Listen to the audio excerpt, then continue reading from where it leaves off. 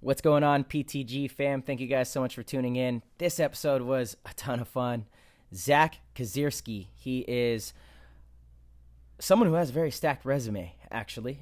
He's the captain and owner of the Australian team that I play with over there, and Perth Crisis. And he has also been the Australian Gladiator and was on Australian Survivor. Somebody who has a ton of personal success and really worked his way up through the ranks and built a top-level professional team in Australia. So this was just an awesome episode, and we know you guys are going to absolutely love it. This episode is brought to you by G2 Paintball. G2 Paintball is a paintball athletics company that is designed to make you a better paintball athlete. What they're doing for the everyday paintball player is spectacular. They are now hosting training events out there in Arizona. You guys can sign up, get out there, get active, and get yourself in the best paintball shape that you have ever been in. What they do is they teach you how to move around the field accordingly. In order to be a top-level paintball player, you need to have the appropriate fitness, endurance, capabilities, strength, all sorts of different things so that you can maximize your paintball IQ on the paintball field. You guys can head over to g2paintball.com, check them out, and see when they're going to be having an event near you. I know I will be out there in the near future working with G2. Tyler is working with them currently. Brandon Unger, obviously Victor Gamboa, and Rusty Glaze are the owners, and they just do a fantastic job. They've been out at the BKI Combine, taking down everybody's times and testing all the different players and their different agility skills, speed, endurance, all of that kind of stuff. It is truly a magnificent program for the paintball player, and we hope that you get involved. This episode is also brought to you by Transfuse. Gosh, guys, if you guys have not gotten Transfuse yet, I do not know what you are doing. I get messages almost every day from players that have gotten the stuff and use it. It's part of their daily routine, and they absolutely love it. They are constantly letting us know that it is making them feel better, which is what it's done for us, and that's why Tyler and I both speak so openly about how awesome Transfuse is. Not only is it an amazing hydration formula, it has your magnesium, potassium, sodium, all of your essentials to make sure that you are staying hydrated. It is also an amazing cognitive enhancer with vitamin B. It also has a ton of vitamin C, over 1,500 milligrams. And if you compare that to an emergency packet has about 1,000 milligrams of vitamin C. So this stuff is really just next level for keeping your immune system boosted, your cognitive ability boosted. It also has a ton of zinc. Zinc is actually the ultimate immune booster, in my opinion. There's a lot of great research on zinc. Zinc is a fantastic thing. I know before I had this Transfuse supplement, I was taking a zinc vitamin every single day. So to have everything all in one is just so amazing. It tastes awesome too. My favorite flavor, as you guys probably already know, is the watermelon lime. Tyler loves the tropical bliss. The blue raspberry is pretty good too. A lot of players really love that. Just so many amazing options. I really recommend the watermelon lime. Pick some up. Let us know, what you think of it. If you guys do head over to translabs.com, that's TRANZLABS.com, use code PLAYTHEGAME at checkout and you'll get 10% off. They have also put together an amazing feature. If you subscribe and become one of the Transfuse subscribers and also use code PLAYTHEGAME, you get the original 10% off and you get an additional 11% off. So you get 10% off and then you will get the dollar value comes out to $4 off. So I think you get a box of Transfuse for about $32. It's incredibly affordable, an amazing opportunity for you guys to just get signed up to where they will ship you guys however much product you want per month. You don't even have to think about it. You don't have to deal with the hassle of ordering, and it will just show up. You can take it daily. And in times like this, it's so important to just be taking care of yourself, making sure that your immune system is strong, making sure you're well hydrated, making sure everything is working properly. Winning the mental battle is the most important part. So make sure that your mind is properly hydrated and has the sufficient nutrients, and maximize your abilities. That's what it's all about. So again, everybody, that's translabs.com, TRANZLABS.com. Use code PLAYTHEGAME at checkout. If you want to become a subscriber, also use code PLAYTHEGAME, and it comes out to a total of 21% off, which is just absolutely amazing. Makes it so affordable. If you guys are drinking sodas and Gatorades every single day, cut that out. Make the change. Make the difference in your life for your health. It's so important. And we just really want to see you guys be able to reap these benefits that we are enjoying every single day. Without further ado, everybody, we're going to hop right in the show with Zach. This was, again, just such an amazing one, and we will see you in the show. That was an insane inside move by Marcelo Margot. Great communication. And the crowd starts chanting Harmon. Great shot by all the guys. So Tyler Harmon saved that game. He came out with 2 wins. Marcelo Margot was on fire. What up, my dude, Zach Kozerski, Kawasaki. I messed it up right off the break. We practiced this. Oh, he did it. Oh, man. How long have we been hanging out, Marcelo? Dude, How long have we been hanging out? I've always said Kozerski, and you just told me that it's Kozerski, and it just blew turned my world upside down. What? It's kind of like you being Americans on the other... You Americans also say Melbourne. It's Melbourne. Hey, not me, dude. I always correct my fellow dumb Americans, as you call it, Melbourne. Hey, Melbourne, you don't say the R, Gosh. No. You're not traveled, man. Hey, it's so good to have you on here. For everybody that doesn't know, Zach is reporting live to us from Australia. And so it's actually, is it Friday there right now? Yeah. Friday morning. It's Thursday. No, Thursday. it's still Thursday, Friday tomorrow. Okay. And I just want to say, man, I'm so pumped to be hanging out with you guys. Hey, obviously me and Marcelo, we hang out a fair bit. When he comes over to Australia, he plays on Crisis, but it's so cool to hang out with you, Tyler, man. I've been watching. Hey, let's go. It's Paintball family, dude. That's what this is all about. And I'm stoked because I've heard the legends, and I absolutely want to get out there and check out the Australian circuits and all that. Because Marcelo talks so highly of the team and the organization. I've actually never been to Australia, so I'm super stoked to put that off the bucket list at some point here. Mate, we'd be happy to have you to come over. I mean, you've got a huge following over here in Australia. Everybody loves you. Go Tiger. Let's go. Tiger. Dude, I got brothers. I love you guys out there. Huge love for Australia. Absolutely. We got to get Ty down there. It's one of the bucket list items, I think, as a paintball player, you have to check off your list because to me, I always talk about Australian paintball being the 3rd biggest in the world and 3rd most competitive. You have the US, which is the most competitive, in my opinion. You've got the European circuit, which is 2nd, and then Australian is right there. And it wasn't always like that. That's, more in recent years, which is amazing that the sport has grown so much over there. To see where it came from, even just 8 or 9 years ago, to where it is now, it's a world of difference. And it's amazing to see because, when you travel internationally as a professional player to these events, it's the same thing that the older pros, Oliver, Matty Marshall, those guys did over in Europe, 10, 15 years ago. They went over there and paintball was so small and, a lot of passion, a lot of players that wanted to play, but the talent and skill level just wasn't anywhere near where it was in the US. Now, I feel like I've kind of had a part in Australian paintball as well. And over the last 5 years, so many Americans have started to go over there year after year. Teams like Crisis, captains and owners like yourself have done their part to do whatever they can to bring players over and help their team grow, help the organizations in their, area kind of build. And paintball has just gotten massive over there. I love to see it. Yeah, it is. Yeah, I mean, look, I agree with you, Marcelo. I think, the impact that having the American players has had on the paintball scene in Australia over the last 10 years has just been phenomenal. Like, it is something you couldn't put a price on. And I think, obviously the support that you've been getting with now it's kind of just one of those things that every team does, it's become kind of like mandatory almost as having an American pro player on your squad in the pro division. And it's just been so cool. Like, we were really lucky to get on board with Marcelo. When we entered the pro division in Sydney, we were bringing all the guys over from Perth. At that stage, Perth Crisis was pretty much all Perth guys. I was talking to Mike, so Mike Wybrew, he runs the series over here, Super Sevens Australia series.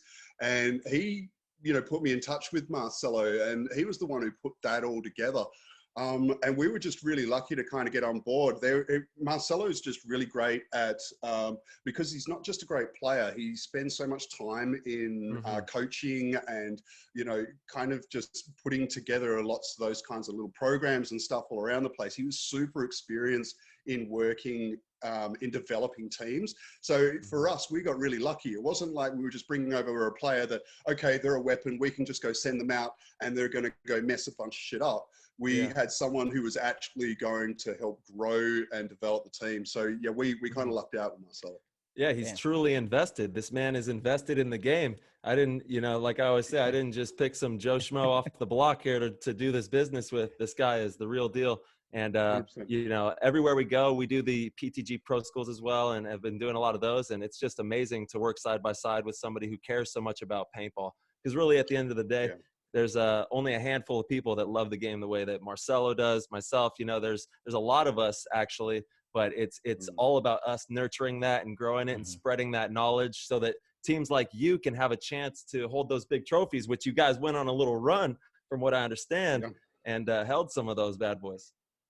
Yeah, absolutely. I mean, look, with also yourself, Tyler, I've been following you for many, many years, man. Hey, and the work that you guys do with the lower divisional teams, working at Crash at the Coast, putting together all these clinics and stuff like that, it's absolutely massive. But I think, for international, we benefit from it probably that next level again. Luckily in America, you've got such a mecca for paintball, and it's such a massive sport over there, and you have access to so many amazing players, whereas over here in Australia, it's such a tiny community, which is great in the sense that you build amazing relationships, you create, you meet great people and everything, but it really does inhibit the growth and the potential of the sport. Yeah. And why is it, do you think that obviously it's tight knit, and you're right, like the USA fabric of paintball is pretty dense. There's so many outlets that you can go to get really good at paintball out here.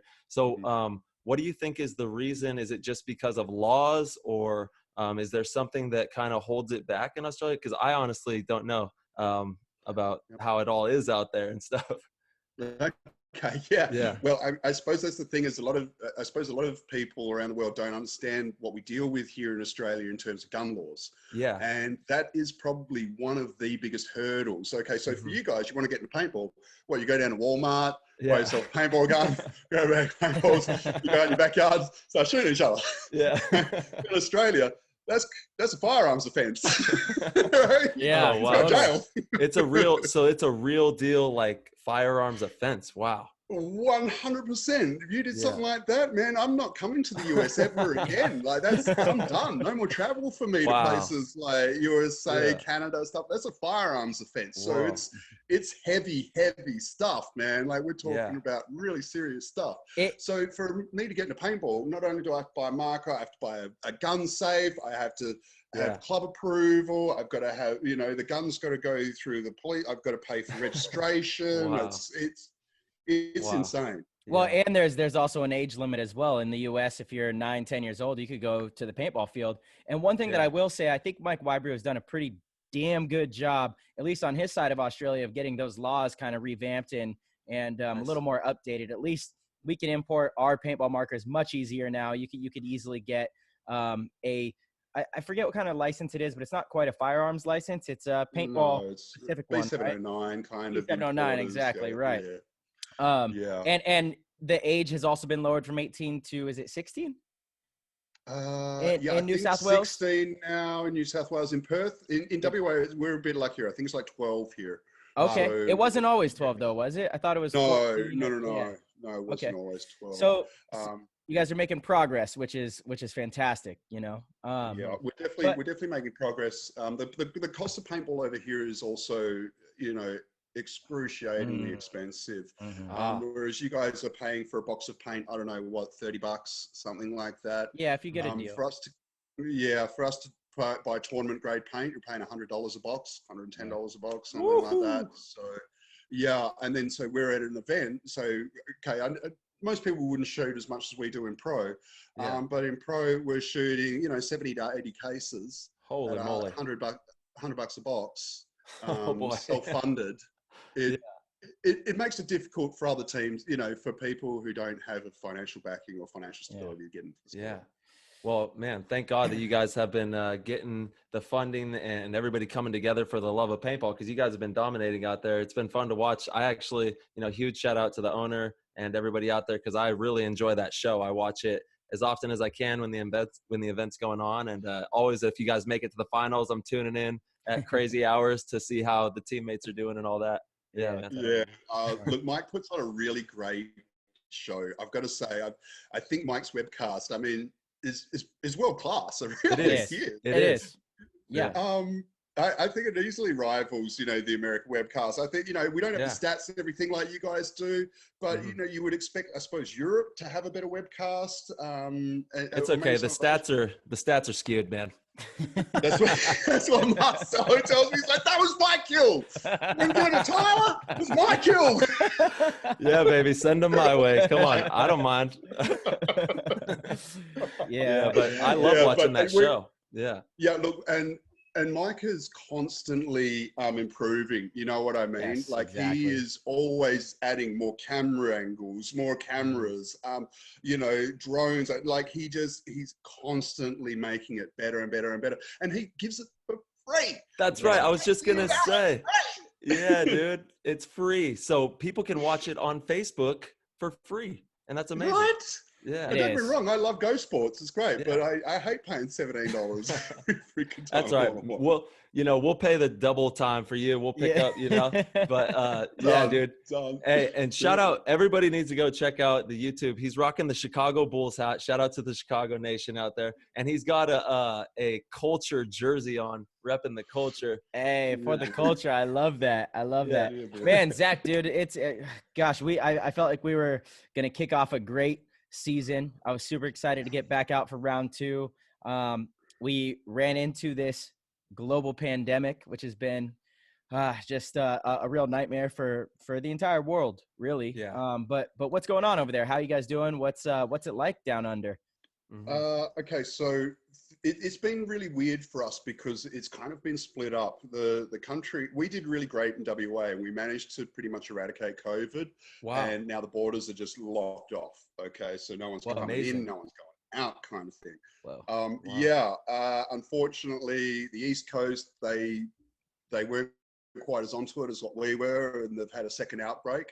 Oh, boy. And things aren't going so great over there.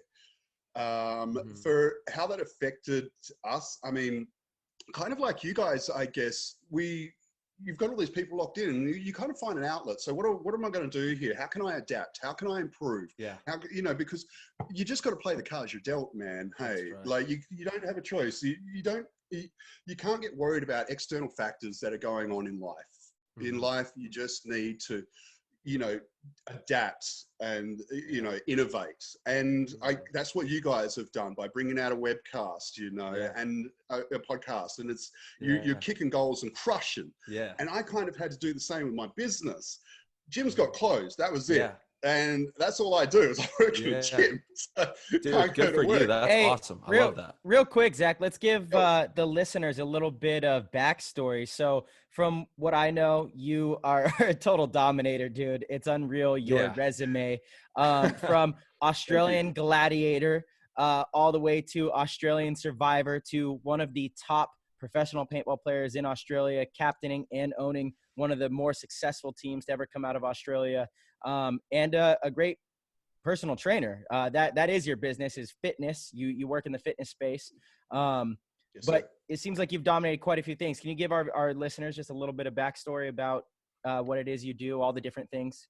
Yeah, let's get the grassroots. Sure. Yeah, for sure. Well, I mean, look, I started in fitness when I was about like 17 and just started training and just fell in love with it. How old are you now? I'm 41 now. Okay. So it was funny how I started at the gym. I was dating this chick and she was like starting to put on a little bit of weight. She's like, I want to join the gym. I'm like, yeah, sure. I was skinny as hell. I'm like, yeah, this will be great. I put on the size and went to the gym. She quit after 3 weeks. Oh, yeah. I just never stopped going. That was it. That's funny. Started personal training in about 2001. I haven't stopped since. That's been my job the whole time.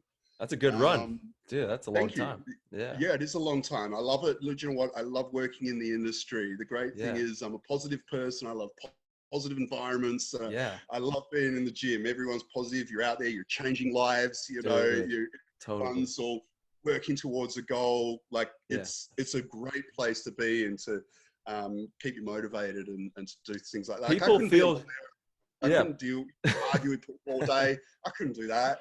I know. I'm with you. And people just feel so good working out. Like it just makes you feel great, you know? Mm-hmm.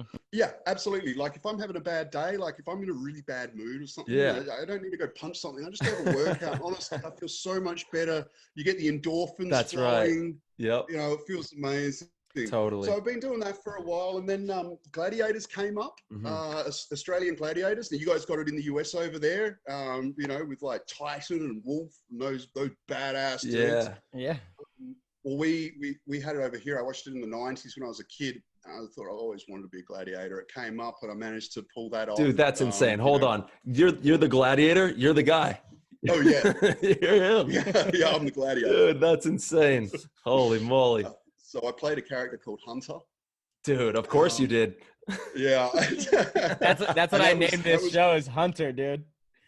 Yeah. Did you really? Yeah. Yes. So everybody tune in. This guy is a monster. Tune into the YouTube. Yeah, He will and for you eat guys, everybody's lunch. for you guys that were listening too, by the way, that heard him say he was really skinny. As long as I've known Zach, he's like 6'4" and jacked. He's a monster. What are you like, 6'2"? Maybe 6'2". I gave you a couple. Yeah, maybe I'm 6'2", and he's 6'3" for sure. On the big side, but no, it wasn't always like that, man. If I stood side on, I'd like be visible. Like I was skinny, dude. Yeah. So just go. You can do it. All right, if you're out there and you know you're really lean and you think it's really hard to put on size, it's never going to happen for me.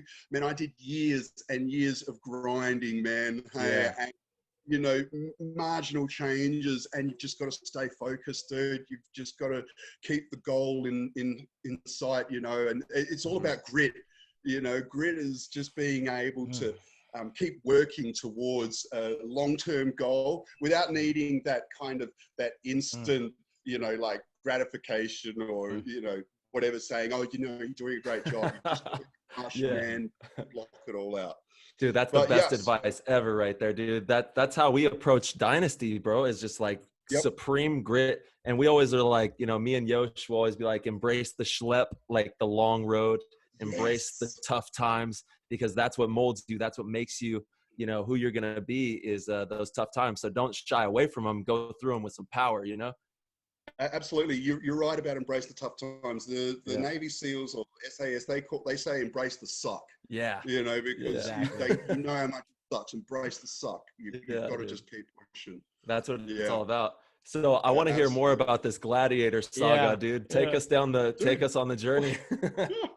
Well, Gladiators was great, dude. Like, honestly, all I did was I trained with like all these special forces guys. I trained with like stuntmen from the Matrix, and everything was catered for. Like they had, you know, I had so many calories and macro, everything all done for like, for a personal trainer or someone's into fitness, like it is the dream. Like nothing gets better than that.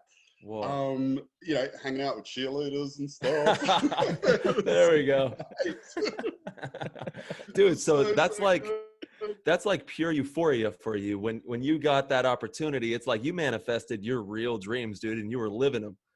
I was living it, Tyler. It was so good. It was, you know, like I was on a high, man. I was on full cloud nine, right? Absolutely. And then 2008 hits, and we go into global financial crisis. And something similar to like what we're dealing with now, but just on a massive global scale. And global economies collapse, and Gladiators at the time was the most expensive TV show ever produced. I think it was like $800,000 an episode, something like that. Because you can imagine these massive domes and huge structures, and they had cameras. They had 3 of these like these special cameras that were like $1 million a week to hire, and just this exorbitant costs.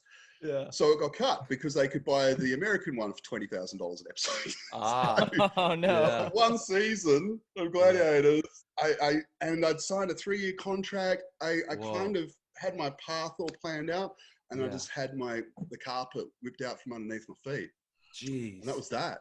Yeah. That was that. So that was in 2007 when you started, and then 2008 is when that whole financial crash happened, and things went bonkers. Yes, sir. Yeah. Yeah. Damn, that's crazy. And then so you kind of, is that where you like started to find paintball, or how did let's dig into the paintball backstory and get your roots in the game. So paintball had only just started. Hey, so paintball I'd started in 2006. My first ever Nice. tournament was the Gravity Games. And Yeah. the Gravity Games was insane. Okay. So it was on the foreshore in front of the river. And we had people doing jumps on dirt bikes. They had like wakeboarding going along in the river. There's promo girls everywhere, paintball playing, you know, like people everywhere, DJs and stuff. And I'm like, this is what paintball is like. Oh my God. You know, for me, it was the most insane experience. Well, turns out not all paintball tournaments are like that. No. Yeah. This sounds like a dream for me. I was like, whoa, where's that tournament at? That sounds amazing. Bravo. You would be loving it, honestly. Next level crazy. Amazing. Of course I sucked. You know, it was my first tournament, but I was on some little, you know, some amateur team. We took third or something like that. There we go. Solid. And actually, it's funny. I remember one point I played. I was in the snake, which is pretty unusual for someone my size. And they had already towed the point, and I kind of just popped up and let one off, shot this guy right in the back of the head. So angry. He was so angry. Even the refs were pissed off. I got sent straight off. I was like, oh, okay, I'll just take my back. Go to the penalty box. Hold on. So Zach, first of all, your first time playing was on airball? Yes. Yeah. Oh, wow. It. Interesting. Okay. Yeah. And this tournament was not your first time playing. It was just your first tournament. My first tournament. What was your how did you get exposed to paintball? Yeah. That's a really great question, actually. I don't know if that's how most people get exposed to it, but it was a box party. A birthday? No, bachelor party, right? Bachelor party. Sorry, bachelor party. There you go. And hold on, what do you guys call it? A buck. A bucks party. A bucks party. That's right. Yeah, we call it bucks party over here. I love that. That's ours, though. We're taking that. That's good. Mate, all yours. Bucks party. So I went to this box party, and it was at this indoor paintball place. And all they had was sup air. That's all they had. So that's all I knew, man. I went out there and, you know, we wailed on each other a bunch and shot each other up a heap. And I had an absolute blast. I mean, this is so much fun. Oh, yeah. And then one of the refs come up to me and he's like, oh, you should come to one of our tournament training days. You're actually not so bad at this. I'm like, what, there's tournaments for this? Yeah. See, this is what we've been talking about, Marcelo. Yeah, exactly. Like Marcelo and myself with the PTG brand, we want to start sending posters to fields and really exposing new players to the fact that there is higher levels, because we think that just like this situation right here, that there's not enough players that when they go to play for the first or second time have that exposure to see like, oh, there's a Michael Jordan of paintball or like a Tom Brady of paintball, you know, and that'll open up so many different chambers for our community to have growth, you know? Absolutely. Mate, you're 100% correct. Especially internationally. I mean, I'm not sure what it's like over in the US because I haven't been there a lot. But, you know, in Australia, there's nothing like that. Like if you go to a paintball field, there's no posters or like say trophies of home, you know, teams that are crushing it or anything like that. You go there, you go out in the bush, you shoot each other up, and that's it. You go home. No one says, "Oh, I love that though." Yeah, it really doesn't, right? That's so cool. Yeah. Yeah, absolutely. I think you're 100% correct. I mean, if you can make that connection with those new players that are coming through, I know Marcelo, you've found some gold. You know, some great young players in areas that you probably wouldn't expect to find them. And you know, and it's the same over here. I've gone out to just, you know, have a bit of a mess around down the field and seen some young kid who's actually, you know, got some really great kind of basic, just natural skill. And you're like, wow, you could be phenomenal with a little bit of coaching. But no one goes and talks to these kids. Right. You know, and then they end up playing freaking soccer. Badminton. What's wrong with soccer and badminton, bro? If they added paintball guns to it, it'd be a lot better. There we go. Now I like we're that. talking. I like it. Can you imagine playing soccer with a paintball gun? Defender comes to get the ball. Fantastic. You know? Going for the ball, you're like, oh, get out. Shoot the goalie in the goggles and then score the ball. Oh, yes. That'd be tight. Add anything, add the paintball gun to anything. We're having fun. That's it, man. Honestly, we sit down and talk about it all the time. What sports would be better with paintball guns? Oh, yeah, totally, man. Water polo. No, I don't know. Yeah. It's the best, dude. It's done so much for all of our lives on so many levels, like from a health aspect to community, and just making us, I think, all around better people, from the way that we have to communicate on the field and being in a team atmosphere and having a tribe. There's so many really highly beneficial things that you know, not just being on any team, but a paintball team does, which is really unique and special. It's pretty amazing. Yeah, I agree. I really do agree that there is something about being in a paintball team. You know, I've played plenty of team sports, you know, in my life, and paintball is just, it's something special that no one else kind of has. I don't know whether it's the communication that you need to be successful, or how difficult the sport is, like to win on a paintball field. It doesn't matter what, it doesn't matter, you know, which kind of type you're playing, or, you know, or what level you're playing at. It is extremely difficult to win a paintball match, you know, like win a tournament. Doesn't matter what level. It's so much needs to come together. And I think when you go through that kind of adversity, it really does bring people together, and especially if you come out victorious. Absolutely. Yeah, I know. People don't understand how hard paintball is, man. It is brutal. It's agonizing. And then, you know, adding in that you got to be supremely aware and be communicating with precision out there in order to have everything covered. It's a really a very tactically challenging game for sure, and physically as well. Yeah, I mean, you know what it's like, seconds and inches. That's it's all about seconds and inches. A second too late or an inch too short, and it's over. That loses events. For sure, dude. Truly is a game of inches. You know, a lot of sports say that, but paintball, you always look back and it's one little microcosm of a point, and that's it. That's a wrap for the whole time.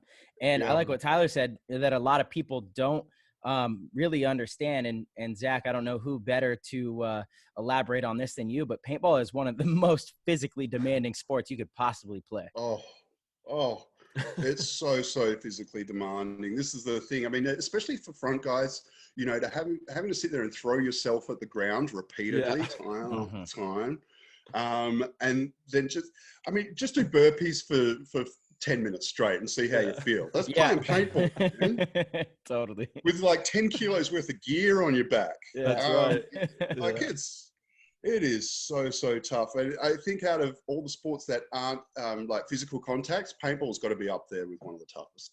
Yeah, absolutely. Yeah, we have this debate a lot, actually. Everywhere we go, we talk about different sports and the difficulty of each one. And for sure, paintball, man, I love sports. I'm a sports fanatic. And there's nothing that, you know, being inside that mask, having that pack wrapped around your waist, doing 10 minutes of burpees down the field, and then getting up and having to yell and communicate through this mask. And it's just completely exhausting, man. Yeah, absolutely. And you're going, Marcelo. Yeah, no, not to mention the neoprene wrap around your entire body with the elbow pads and knee pads.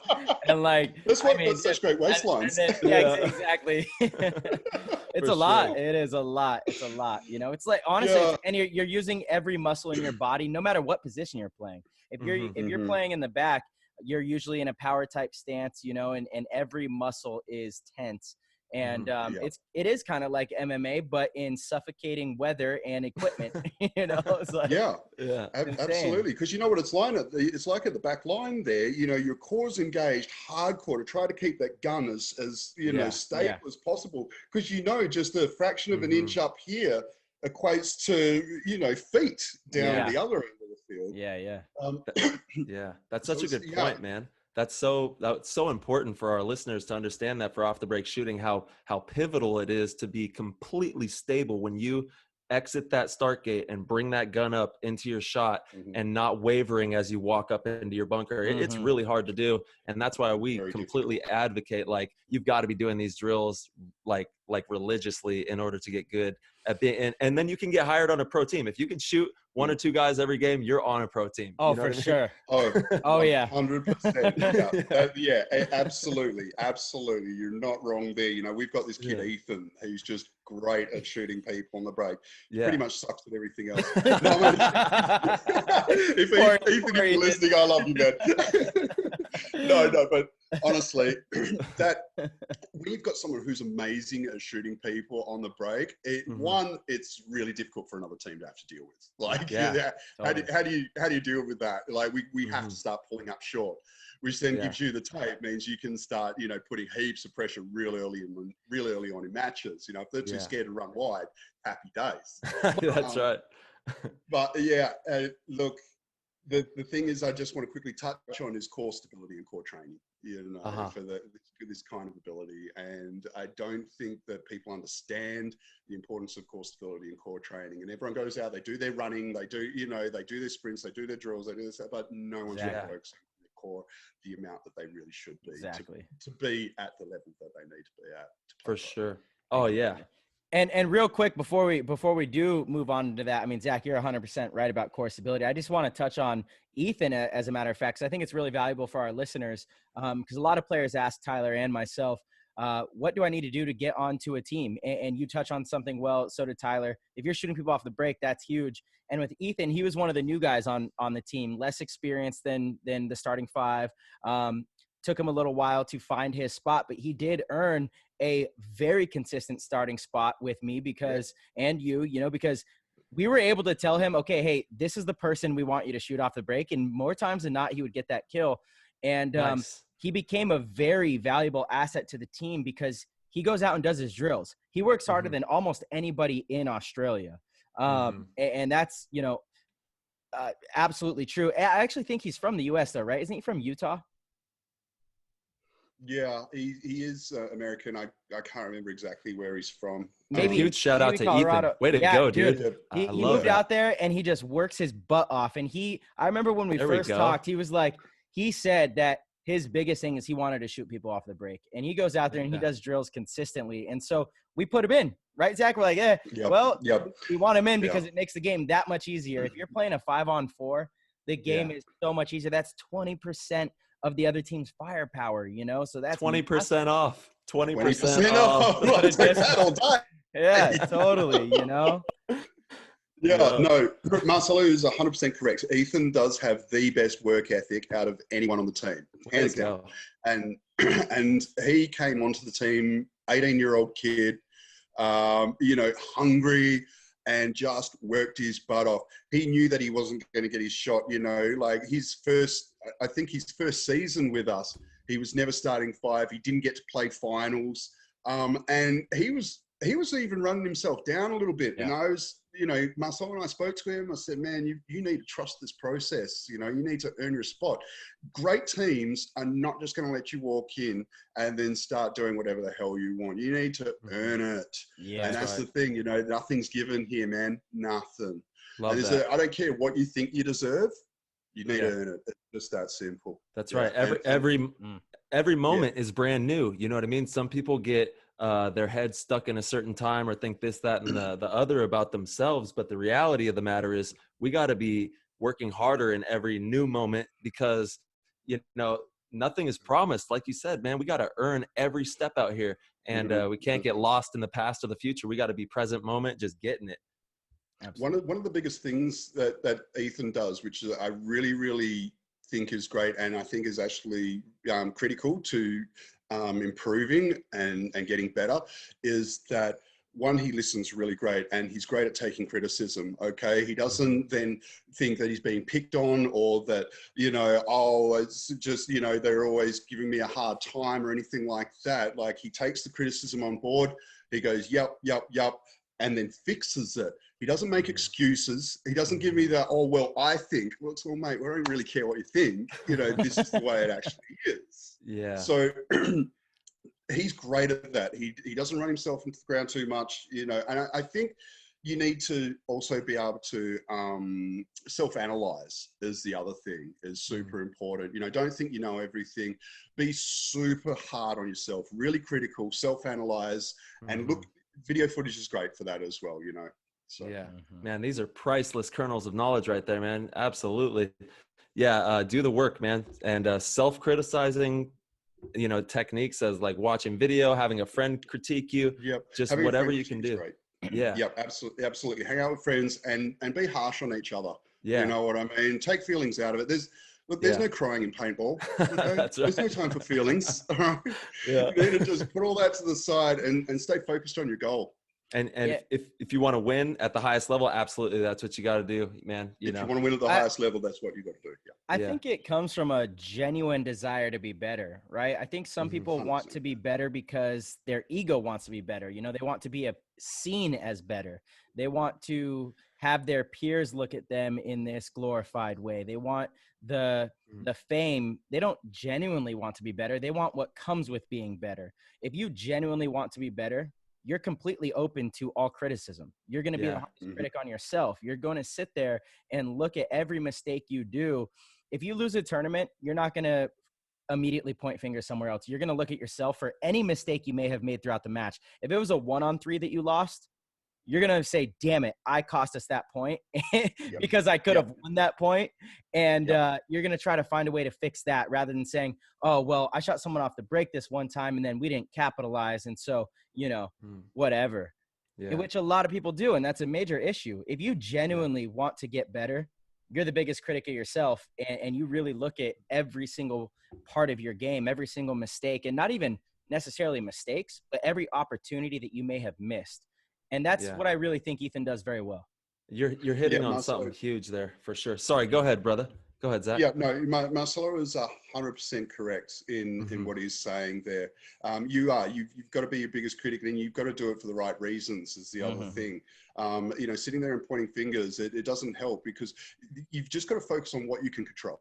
Okay, you can't control what thing he did down at the other side of the field. You can't control that I don't know, that the ground is terrible and broken, or the paint is shit, or whatever. Those factors that are external that you have zero control over. The only things you have control over is what you do, what you say, you know, so just focus on that. Just keep, and like Marcelo said, be super critical. For sure, because excuses and blaming will hold you prisoner of mediocrity. I'm telling you, my God, you will never be anything great if you're going to be making excuses or blaming people. You've got to take ultimate responsibility. One thing that I do is like, I'll blame myself even if I know it wasn't like anything that goes the way that I didn't plan it.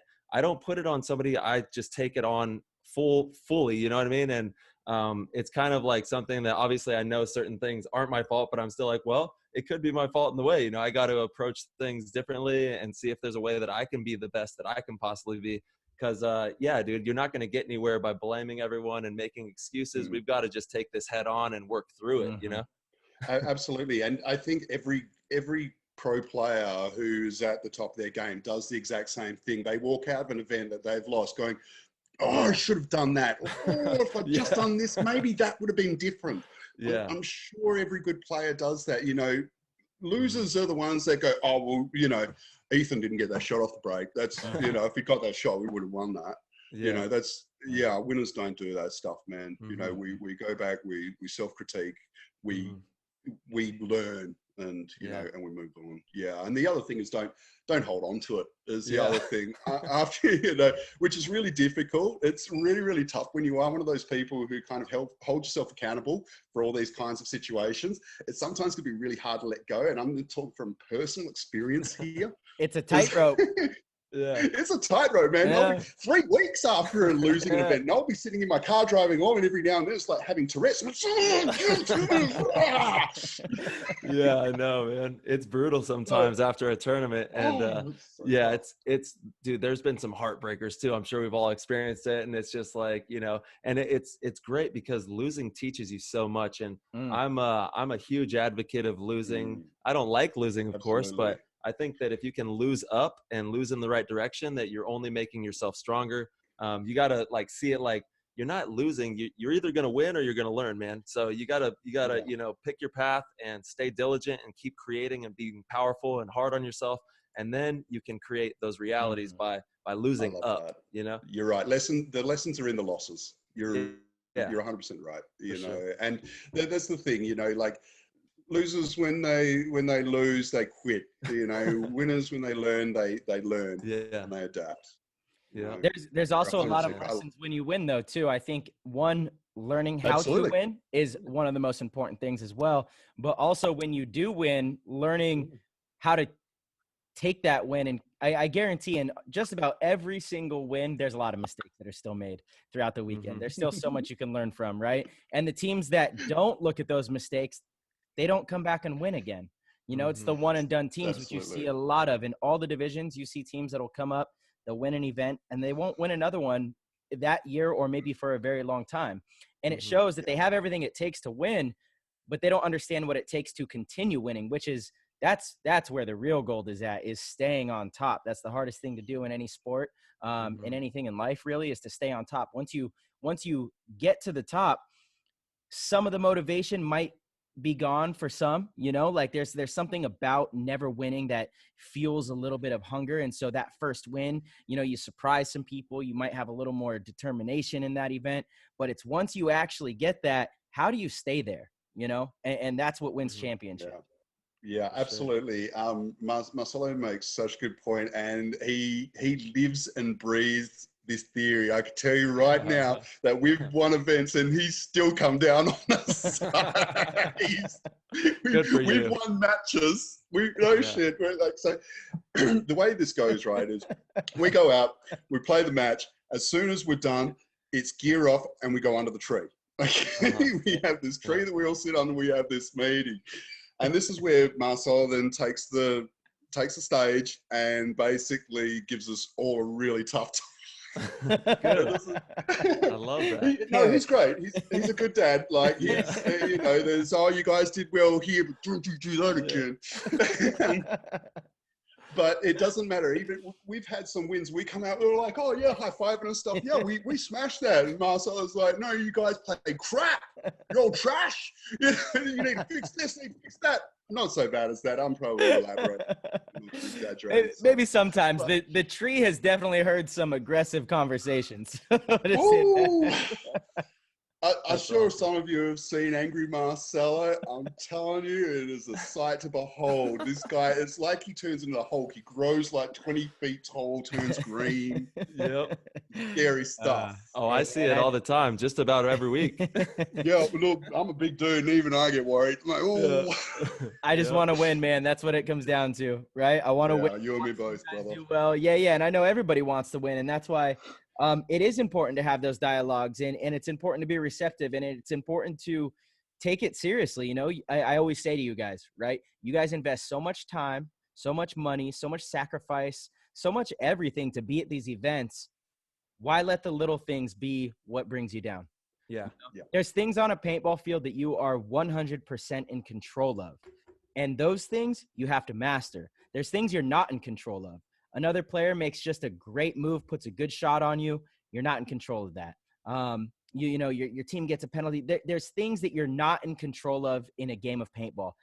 I'll never get mad at our players or any players when we're doing clinics and stuff like that. I never get mad when they make those kind of mistakes. But the stuff that you're 100% in control of, like, hey, this is your job, do this, and then all of a sudden you're looking the other way, that you're going to hear it. You're absolutely going to hear it. Yeah, because one of Marcelo's biggest thing is not looking after paint. In Australia, it's really difficult. Yeah. Our conditions here are really tough. So you'll get to the field in the morning. It's freezing cold. There's ice on everything. And then within, 4 to 6 hours, it's baking hot and you're having trouble breathing. So of course the paint then reacts to those kinds of atmospheric conditions, and taking care of the paint's a really big deal here in Australia. Marcelo is absolutely militant on it. It's like, man, he gets so angry. It's all about the detail right now. Yeah. I mean, it costed us an event. It 100% cost us an event, right? And it's so important. It's so important. I'm like, guys, like I get it. You know, the paint's expensive, and it's expensive to get a cooler, and all this stuff. But guess what? You just threw away all the money that we spent on this, all the training for this event, the flights, the hotels, the paint at this event. Well, guess what? It's all for nothing now because literally in a point to go ahead, we go down the field and we shoot 4 of the 5 guys, and they all bounce. The paint was just miserable, you know, and we lose the point that was basically the deciding point in the match to move on. And so, I mean, look, like we said earlier on, right? It's a game of inches. It truly is out there. It's a game of inches. Every little thing in this sport matters. And again, we keep bringing up golf just because it's my newest passion right now. Dude, he's hooked. He's hooked. Dude, it's young for golf. You have no idea what you're talking about, dude. You have no idea what you're talking about. I'm getting in now. I'm getting in now so that, you know, by the time I'm your age, maybe I could sneak into the Masters division. You know, that's what I'm going for. But it's look, you don't just go out and try to be. You can't just go out and just try to hit the best driver every single time, because that's not going to get the ball in the hole. You got to be good at all the different parts of the game. You got to be able to chip. You got to be able to putt. You got to know your distances, understand which club to use.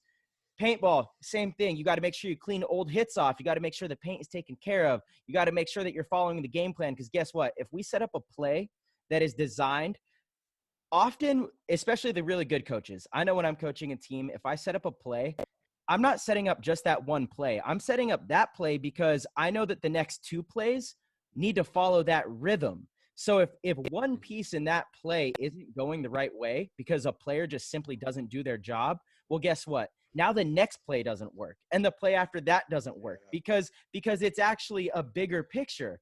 And a lot of players just truly don't understand that, and no fault of their own. It takes a lot of experience to understand the flow of a playbook and being able to really outthink the other team in that type of fashion. And it's all the details. It's all the details, man. It's all the details. And that's why every little detail is so crucial. And that's why we have those meetings by the tree, is so that we can go over these things, you know, so that we can grow and make sure that the players really get that into their head. And yes, sometimes that's why Marcelo's head explodes. Because he's sorry. Go ahead. Go on. What were you saying? Oh, I was just saying he's doing chemistry and algorithms out here and like crunching numbers, you know. Oh yeah, he's like Rain Man. Yeah. Rain Man and Paintball. But dude, you know, he's 100% correct. I mean, like Marcelo, he puts together these plans. We're pretty lucky. Look, I build some championship teams. I really do. You know. Love that. Unfortunately, we've had it's difficult in paintball. You get a lot of movement. I suppose same in the US. You get a lot of movement, and you know, often rosters don't stay the same for very long. It's not that dissimilar in Australian paintball either. But I've been around a while now, and luckily we put together some real championship teams of some quality players that are really good at following plans and instructions for the most part. It's hard. It really is. It is hard because Marcelo is right. You know, you're planning, you know, 3-4 moves ahead. You know, if you put a game plan out there, that if you beat them, you win them in that, you beat them in that point, they're going to make corrections to try to change that. And you can kind of anticipate those corrections to then be able to capitalize on it, especially in later stages of the game, you know. Yeah, that's what the Russians do so phenomenally. And, you know, X Factor as well. I think that Ryan's been doing a great job. Coach, obviously, Glaze we're always thinking moves ahead, man. You got to be on the forefront of it. Otherwise, you're going to be behind it. Yeah, absolutely. Yeah. It's, but that's that next level. That's right. You guys talk about all the time about how do we get to that next level, and it does need to move beyond planning that next point. Yeah. You know? So kind of breaking that down too, and all it is for that next level type of processing is it's like throwing jabs. You hit them with the right, you hit them with the left, give them an uppercut, do the 1-2 down low, and then shimmy to the side. You know, you got to be doing all these little tactics to kind of draw the attention certain ways so that you can divert it and use it to your advantage. And that is the next level right there. Yeah, absolutely. And hey, real quick, Zach, hey, I'm so sorry. Tyler, is it just me or is Zach getting a little more faint? Okay. His volume, yeah. Yeah, Zach, we can. Is that better? He's moving. It's like he's leaving Earth to the moon. Where'd he go? Am I back on Earth yet? No, you're still a little far away. Maybe try to unplug and plug back in there. Yeah. We're pulling the astronaut in. He's on the tether. Come back to the station. Is that better again? It's a little bit down, but I mean, I can still hear him pretty good. Yeah, we can hear you. It definitely got more faint. So I was just wondering if it was an easy fix or maybe closer to your computer. Not sure. I need some new headphones, man. Hey, dude, we've got you from the other side of the globe, so we're just stoked to have you. It's all good. Yeah. See if you can try to just kind of speak up a little bit, I guess. Yeah. I'll there you go. You're back. You're back. You're back. How's that? Beautiful. Yep. Yeah. There we go, baby. There we go. Yeah. So I do want to dive into like how you got into high level tournament paintball. Obviously we heard how you got your your grassroots at that first tournament, and then how did things progress to be at the level that you're at now? So there's a pretty well-known team over here in Australia called STK. Yeah. So basically, those guys, I used to play with those guys, and I was one of the original members on STK. So I was one of the founding guys with those guys. There we go. Shout out to TK. Yes. Let's go. So yeah, go STK, Dan Yeah. Woods, Farron, Stevie, all the boys, Rambo, my boys from back in the day, my OGs. Yeah, shout out. Let's go. Shout out to Stevie. Stevie came and Yeah. played with Crisis during one of our years where we had a nice little run. Shout out to Stevie. We did. There we go. Yeah, a big shout out to Stevie. Stevie is a phenomenal player. All those boys are. All those boys have been around. They've been playing a little bit longer than me. I think they started the year before I did. Anyway, we were hanging out at a place called Wasp and playing for these Wasp teams, these kind of like amateur teams, and they decided they want to go out on their own and start their own team, and they kind of invited me along with them, and so we started STK, and that was great. You know, we did a lot of traveling around Australia, and we had a fairly reasonable amount of success. So that was really great. But then I got picked up by another pro team called Kill Switch. And they offered me like a really nice deal and a lot of travel, which was what I was really kind of wanting to do. So we then played Asia, and for, I suppose Asia was, or maybe still is, it's kind of like a hub for international paintball in the Southern Hemisphere. Is. Like Yeah. Like it's really great. The skill level over there is pretty high as well. Nice. The price of paintball is fairly cheap, and it's just an amazing place for anyone that hasn't been to like Malaysia or Thailand. Please go. Those places are phenomenal.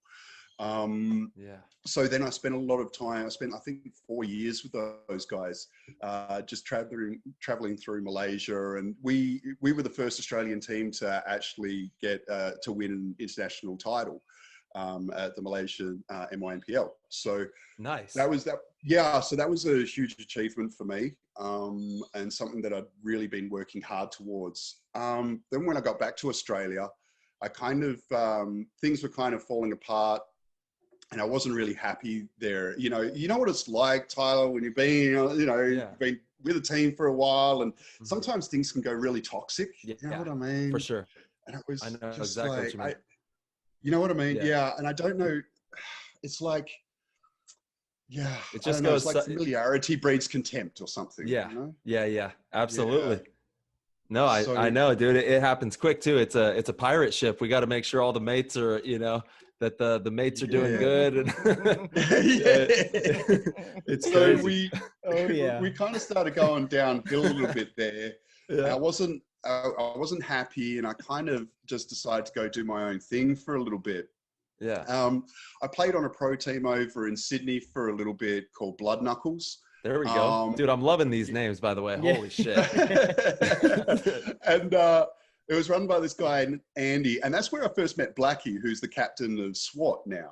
Nice. And me and Blackie, we played together on this team for a little bit. Yeah. And we sucked. Like, we never made it out of prelims. Like, things were trash. We weren't great. And, it's lack of experience. And it's a tough level to be playing at. We didn't have a pro.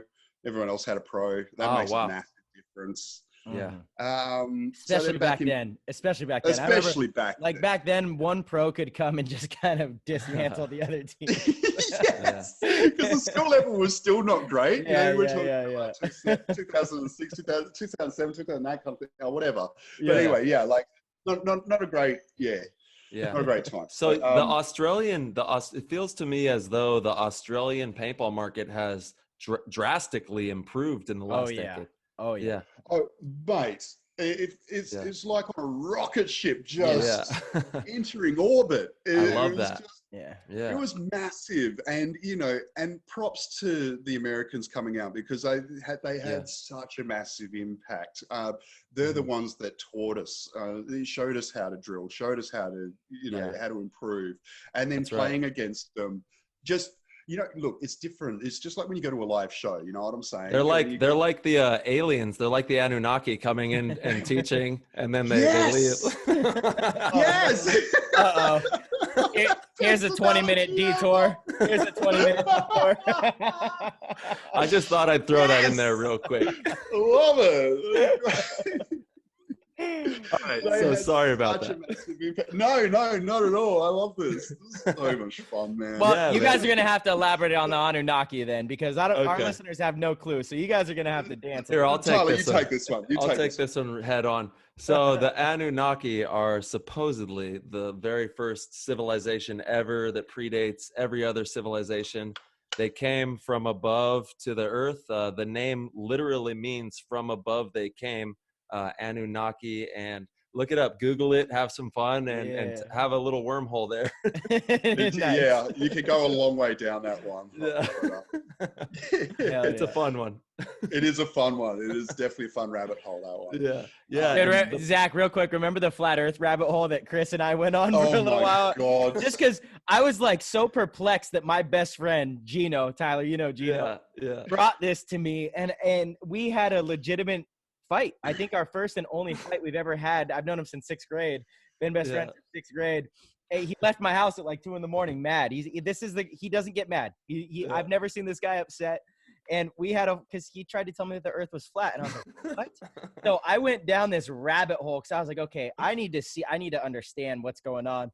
And they've got some believable blokes that are putting these videos together. And I'm like, oh my goodness, this is terrifying for our children, because people can just go on YouTube and see this. And it's just, it sounds legit, but no, it's not. It's not. No, it isn't, but it's very convincing. Yeah. It is very convincing. Maybe the earth's something like a potato or something, you know? Maybe. Yeah, like a potato. Kind of. Yeah. It's like a chewed up starburst. Yeah, who knows, huh, man? Marcelo, what about the other one we went down? What's the biggest animal you think you can fight? Oh yeah. It wasn't fight, it was, I think, beat, right? Kill. Yeah. Or, beat. I think it was. What were the parameters of that? You're in a cage. And the animal really wants to fight. The animal wants to take you down. This is on. That's right. Okay, it's tough for this fight. Right. And Marcelo goes away. Marcelo's like, I think I could take a giraffe. Cannot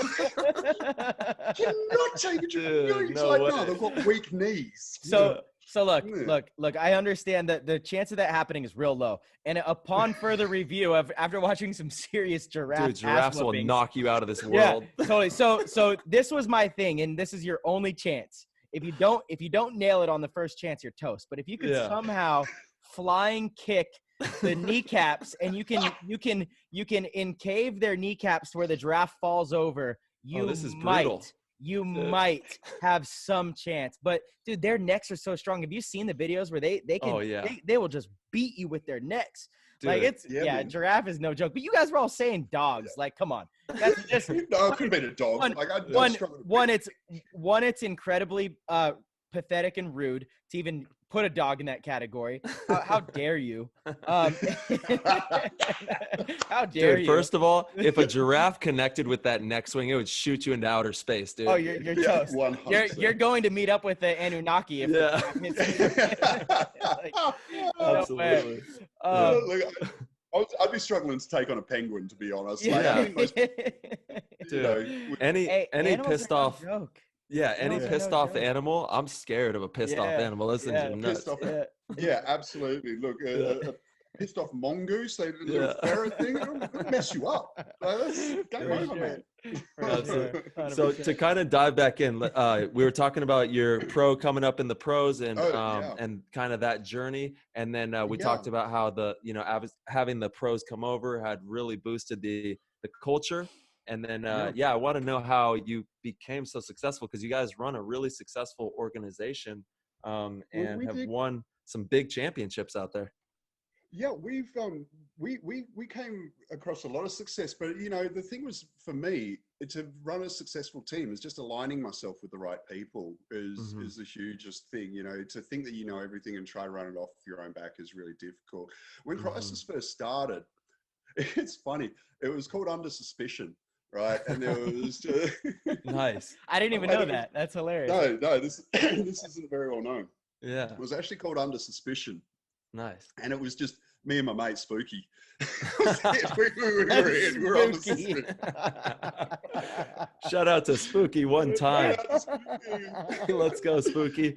Spooky Gotta be Lukey. kidding me. So, and honestly, what would happen was we'd just rock up at 3-man events. We'd get some random, and we'd just crush people. Dude, that's what we amazing. Yeah.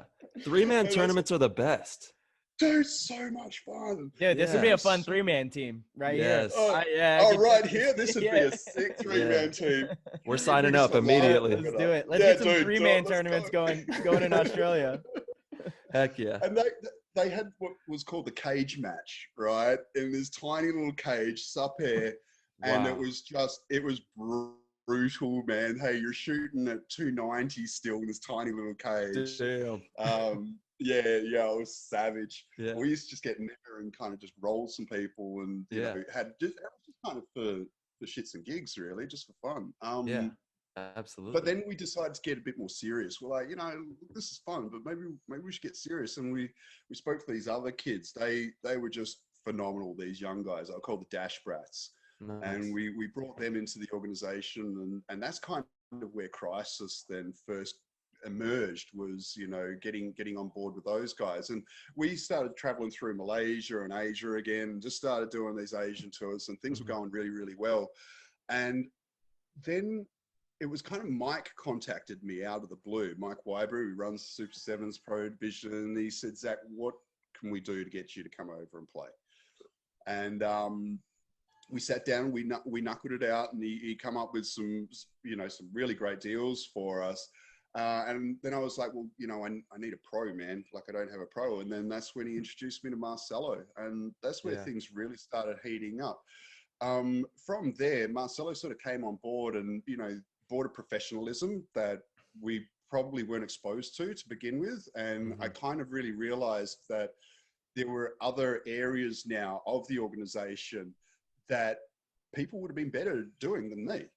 And I'm better off just going out there and playing paintball and really just focusing on that. And that's when I started bringing in a coach, you know. And then so Marcelo and I, we sat down, we thought, you know, who's going to be a great coach? And one of our previous players, who was really great at, you know, really knowledgeable on the sport itself, and great friends of ours, you know, we decided to bring him on. And then that took it up another level. Then, you know, with the sponsorship and everything, I decided, I'm going to get someone else who's, you know, got a great network of people, who's going to be able to kind of grow the sponsorship side of stuff. And I brought on a team manager, and we kind of just kept growing and growing like that. And that's kind of really how our success kind of moved forward, was just aligning with the right people. Amazing. Yeah, I want to touch on that actually, Zach, because it's something that I've always commended you for and given you tons of credit. You do a great job of bringing on the right people, first and foremost. And as far as sponsorship for the team, you've done an amazing job with that as well. And I think it comes from maybe your fitness background. I'm not quite sure, but this is something we talk about to our listeners quite a bit, is building your own brand. And you've done such an amazing job at building your own brand. You know, we're going to get into where everybody can find your stuff, but, you know, ZK Fitness, everything that you have going on. And, you want to know what? It's because he understands something so unbelievably pivotal, is the power of relationships. He truly understands the power of relationships, man, and building the right ones. That's a hard thing to understand, to wrap your mind around. Totally. But yeah, you've definitely done that. Thank you. I agree. Yeah. I appreciate that. I agree. Totally. And relationships will take you anywhere you want to go in this world. You know, don't try to do it alone. There's so many people out there that are just so much more experienced and knowledgeable than you are, and are great people to be around, you know. And it's great to surround yourself with these amazing people, and we can all learn off each other and all move forward in life, you know. If we stick together and work together, we can get through anything. Dude, that's a testimony for the times right there, man. Absolutely. Yeah. That's amazing. And you guys have done a spectacular job. And Marcelo, I was sorry to cut you off there. I know that it's okay. Yeah, it's okay. Yeah. No, that was a valuable kernel, man, because I mean, again, Tyler, you and I, we talk about that more off the air probably than anything else, but Yeah. building good relationships with people is one of the most important things you can do in life. It just is. It's good for your own soul. Don't even think about how you can benefit from it, right? Yeah. Don't try to build good relationships because you can reap benefits. Do it for the right reasons. That's how you build a good relationship in the first place. But the benefits come, whether it's monetary or this or that. Often it's just your own personal development that's gonna come from it, which is the most important thing you can do. But building good relationships with people, it opens a lot the avenues. It makes life so much more beautiful if you can do that. Yeah. Like And this, you right? made Right here, the fact that you and I have become friends has been amazing. I love, and again, these times have been kind of crazy. I think this is the longest we haven't talked. I know we kind of shot a few messages back and forth on Facebook, but when we just randomly hop on a video call, it's like, dude, this is my buddy from the other side of the world that I get to hear this, crazy perspective on it's really grounding, because it just shows you like, there's so much more out there. There's so much difference. And sometimes we look at things a little differently, but that's even the best part actually, because I love that. I love that we get to communicate and have that relationship and friendship to where we can have those conversations. Absolutely. And, it wasn't like that at the beginning with me and Marcelo. There was it started out kind of just a professional relationship, almost like he was a hired gun. It was like, and for Marcelo, it was just like he plays on so many teams around the world. Yeah. So for him, it was just another team. It takes time, those relationships grow. Now for Marcelo, Crisis is another home for him, Crisis is a family for him. And for me, Marcelo's a brother, you know what I mean? It wasn't always like that. And those relationships take time. And they come from not having an expectation. And I really like what Marcelo said just before, what he touched on is don't have those expectations of looking for some kind of instant benefit from these relationships. That's not how you build genuine quality relationships that will stand the test of time, because I'm a firm believer in, merry-goes and roundabouts, paying it forward, just because someone will do something nice for me, they don't expect in return, but I'll be doing something nice for someone else. And they might not be able to repay to me, but they'll pay that forward and do something nice for someone else. And absolutely. that's kind of my ethos in the whole relationship kind of building. Totally, man. Yeah, there's nothing more important than that. I mean, it's building quality, true, heartfelt relationships with people, where the only thing that you're looking for is some good times and smiles, and it's not about the dollar bills, and it's about having a good quality experience, man. We're only here for such a short time, and it's gone in the blink of an eye. So we got to make sure we build the quality experiences. Absolutely. The success will come. The success will come if you build those strong relationships and you work well together. If you don't have those relationships, just bringing this back to a paintball perspective, if you don't have those relationships and everything, if you have off-field beef, it translates on field. You guys won't communicate, you won't connect, and you won't win. It's just that simple. Straight up. That's the truth. 100%, dude. So Zach, I do want to dive back into where I was going with building your brand, because again, especially it's funny, Tyler and I we did a podcast with Alex Frazier, and dude, the man. He is the man. He's the man. He's one of the best. He's one the of the funniest. king. I can't say enough good things about Alex Frazier. That guy is just fantastic. And but he coined what Tyler and I say over and over is, it's COVID times. COVID times. And in these COVID times, a lot of people are being forced to put on their entrepreneur hat. And people are pursuing other passions and little side projects and things of that nature. And it's a space that you've lived in as long as I have known you've lived in. And if you could elaborate like what it takes to kind of build your own brand, and shout out real quick for the YouTuber, Zach, I think Katie just came in.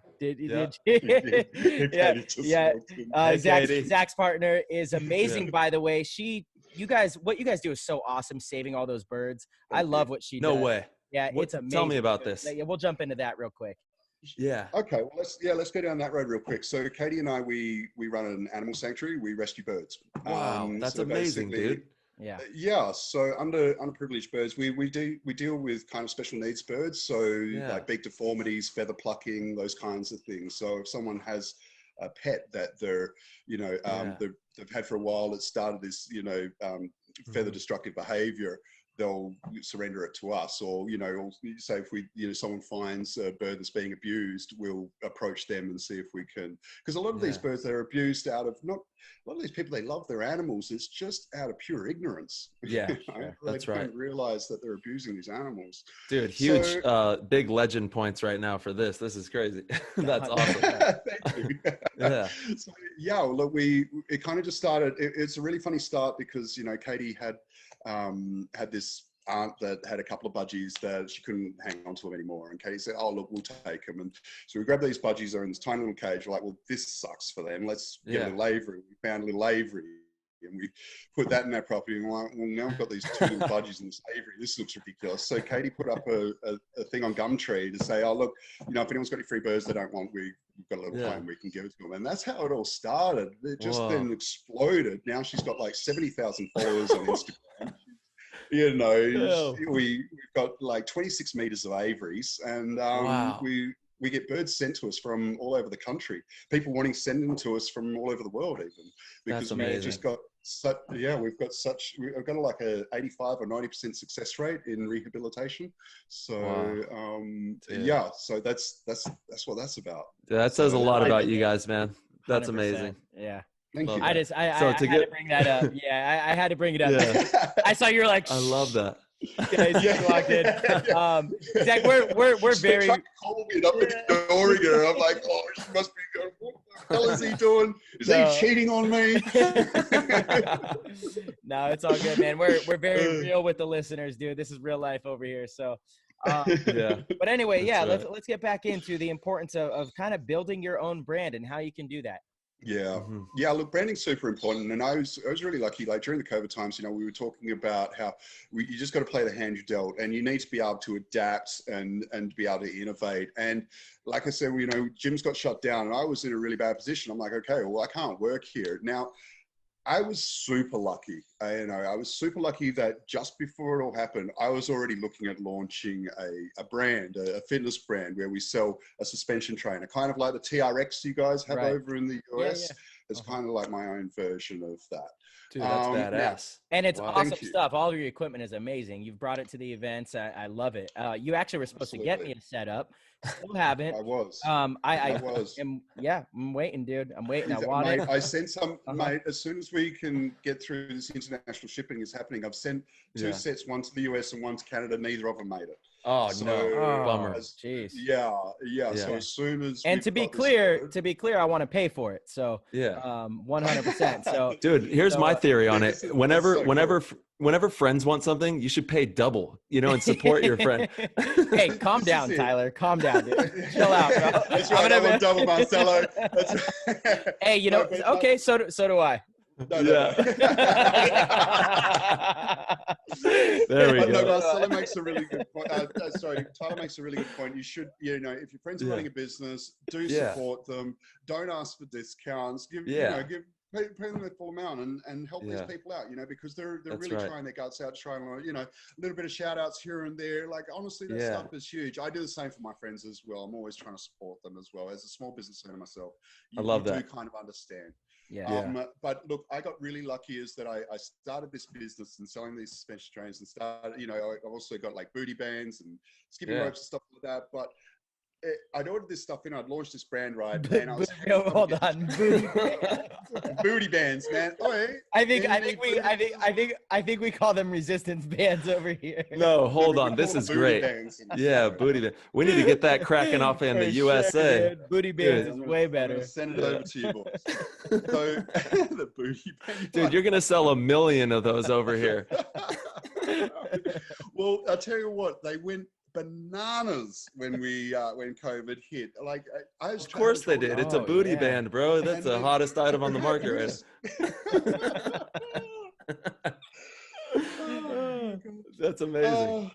So then COVID hit, and we just went nuts. Everyone was buying up fitness equipment. Everything.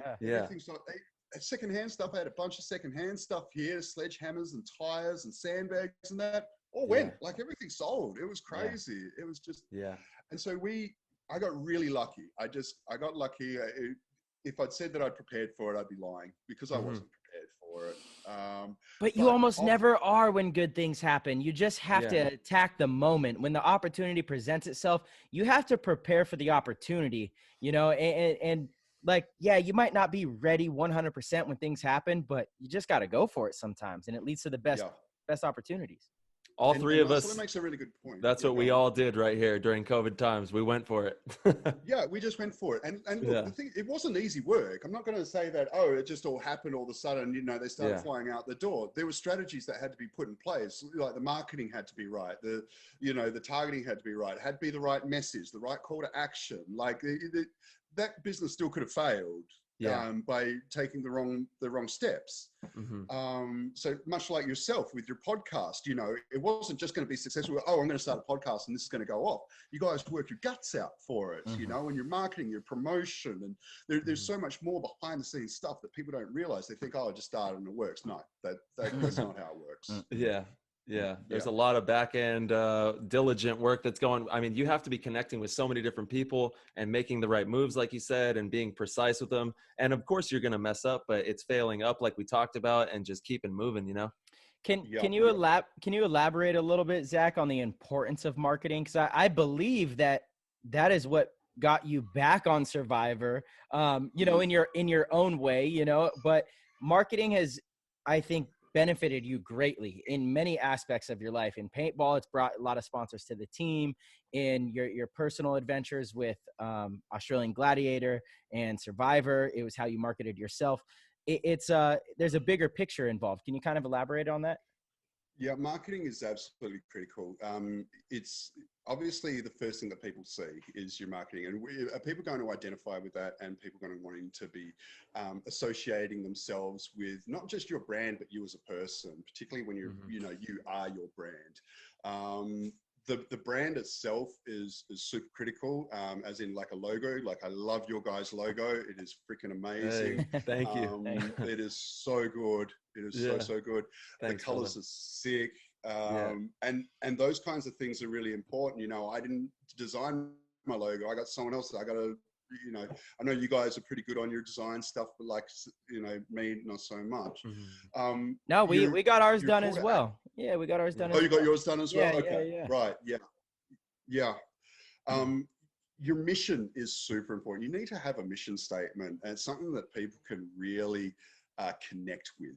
Is probably one of the next biggest steps in marketing is, you know, having a mission statement that people are really going to understand and want to be a part of and can buy into. And you guys do that once again so well. You know, obviously your mission statement is bringing paintball to the forefront and getting more people involved and getting people to getting them to talk with these pros and everything, and getting insights that they normally wouldn't have access to, you know, and that's kind of your mission, and people can buy into that really easily, because who doesn't want to have access to that? So that's probably the other critical side of things, is giving people something that they really, really want. And, you know, and that comes from research. You know, market research is kind of a huge thing, and always be testing is the thing. Don't stay stagnant. Like, you know, put your ad out, put your test out, have a look at the data, see what comes back, and then skew it and try again. They call it split testing, where you run two at the same time, and then you see which one performs better. Then you bring up your new one, run those two at the same time, see which one performs better. So split testing is super important in developing your marketing strategy. Totally. You got to be experimenting all the time and testing new. Yeah. Testing everything. Markets shift. They do. The markets shift and they change. Okay, so right now I'm going through a lull in my sales. I now need to be looking for a method to start boosting that back up again. So now we're creating some new ads. We've got some new products coming out soon, because people, they get bored. They're like, okay, Zach, I've seen this shit, man. I want something new. That's right. Give us something new. Always. There's so much stuff out there. People are always got, you know, they're getting bombarded on their Instagram, their Facebook, you know, new this, new that, new diet, new training, new paintball, whatever, and new clothes. And unless you can keep on turning over new stuff for them as well, you just get lost real quick. You have to stay relevant. I dynamic. think HK Army does that better than anybody, man. These guys are so dominant with like new product alert every week. You know what I'm saying? Like, and just staying on the forefront of being in your eyeballs. They make sure they are in your eyes, you know? And that's 100%, you know, and especially Big Sexy. Oh, that oh, man. shout out. Yeah. Shout out to Big Shout Sexy, out Big baby. Sexy. Let's go, Big Yep. Sexy. Crushing Yeah. it. Dude, Yeah, and he won the Pro Tour debut for Big That's right. Sexy Big Body Bends, showing Yeah. you that the big bodies can play. That Yeah, was dude. tight. Yeah, I loved it. I It loved is such a- tight. I love it. Yeah, what a legend. I haven't he- met him. I haven't spoken. I don't know him, but I love the guy. Dude, we got a lot of love for Big Sexy. He's such a good, like, strategically, he plays paintball so well. Like, he was making moves on him. He bunkered Han Wu, and like we were going nuts on the Yeah, sideline. boy. Yeah, everyone was. That was tight. Man, Zach, Yeah. have you watched much of the Ultimate Shootout or Pro Tour? What is it? Is it popular in Australia? Do people talk about Pro Tour and Ultimate Shootout, the two different things that are going on? Yes and no. Yes, I have watched some of it. Yes, it is kind of popular amongst the people who are really into their paintball. Yeah. And they're even STK putting together a kind of, I suppose, a rip-off version of it. you Oh, know. cool. Okay. Yeah. So, Hey, hold it's- on. I don't even want to downplay it like a rip-off version. We love that you guys can put something like that together over in Australia. That's important for the sport. I think we all fully support that. Ultimate Shootout isn't over there. Pro Tour is not over there. So someone needs to step up, and because different formats are great, and one-on-one is actually a great format for the player. You know how it is, especially in Australia. How hard is it to get 5 guys that want to go and compete together, you know, that can afford it and all that stuff. So now one player can go do that. So shout out to those boys if they're doing that. That's awesome. Love that. Yeah, they are. So the STK boys are putting something together for it, and it's going to be a fairly similar format from what I can gather. And So for me, to which look, one? To Pro Tour or to Ultimate Shootout? the Ultimate Shootout. Okay. That's the one-on-one. Yeah. Well, they hold on. So Zach, they're both one-on-ones. Ultimate Shootout is from Go Sports. They have the buzzers with the smoke and all that stuff. Have you seen that? Yeah, that's the one I think that I'm the copying is that. Okay. One, but we don't have buzzers and we don't have smoke and shit. But end buzzers because the other one's got a center flag, right? No, so Pro Tour doesn't have a center flag. It's based on a point system. So the further up the field you get, the more points you get if you eliminate the other player. But it's all based off of eliminations, and it's like a tennis match one-on-one. It's really cool. To me, you know, I try to explain it like I feel like Pro Tour is more of the paintball players one-on-one. Ultimate Shootout is maybe more for the non-paintball player viewer. It looks really fun, really chaotic. It looks like American Gladiator, something like that. I've got to have a look at that one. No, I don't think I'm familiar with that one, Marcelo. Okay, yeah, I didn't think so. So the Ultimate Shootout is Go Sports' new one-on-one thing. So go check it out if you haven't. I actually have an extra Go Sports account. If you don't have one, I will gladly give you the login. You could check it out. Yeah, that'd be great. I'd love to check super it cool. out. And then obviously what Brandon Short and HK are doing with Pro Tour is to me, I prefer that format. Again, I think it's more the players format. But they're both really cool. They both offer a very unique space in paintball, and I think both of them can be incredibly valuable to the growth of the sport. I love that it's in agree. Australia. Yeah. I agree with you 100%. You know, for me, I feel like one-on-ones is almost like the purest form of paintball. I think you're not really relying on anyone else. There's no other external factors. It's just you and him, mano a mano. Let's go. Yeah, let's go. I'm picking up words off you now, man. I'm the worst Let's go. Dude, everyone around the world, let's go. Let's go, baby. Yeah. So for me, I love one-on-one tournaments, man. I think they're great. We sometimes have them as kind of like a sub tournament of, full 5-man. And I love it when they bring it out. It's like, cool, pull names out of the hat. It's fun. It's like a good old fashioned gentleman's boxing match is how it feels when you play them. It's like, you're just in a stand up. It's tiring as hell playing one-on-one because every second of every moment you are engaged in that battle, and there's no downtime to like you know, in a game, you can like turn to the side and be like, yo, what's up? How you doing over here? What do we got? You know, not out there. You got to be like fully in it and ready to go. Yeah. And the great thing about it is if you do manage to lose your player, it's just so rewarding. You know, it's very satisfying if you lose someone and then manage to bring them back. For sure. Did you watch nice. Tyler? Did you watch Tyler's match? No, I didn't. What? Send me a link. I didn't. Oh my And goodness. you know what? I looked for it online. I don't know that they have my match online, which is insanity. No. That's insanity. Dude, I think they just have PK and Yaya's match up. Okay, we got to get your match out there, dude. I know, it's that crazy. is truly one of the Yeah. most technical and impressive breakdowns of an opponent. Like, you watch a really good UFC match and you watch just an amazing dominating fighter, someone like, you know, Conor McGregor when he was in his prime, or Anderson Silva, really, who could just technically pick apart his opponent. That's honestly what Tyler did to someone who we both respect. So I mean, Keith Brown.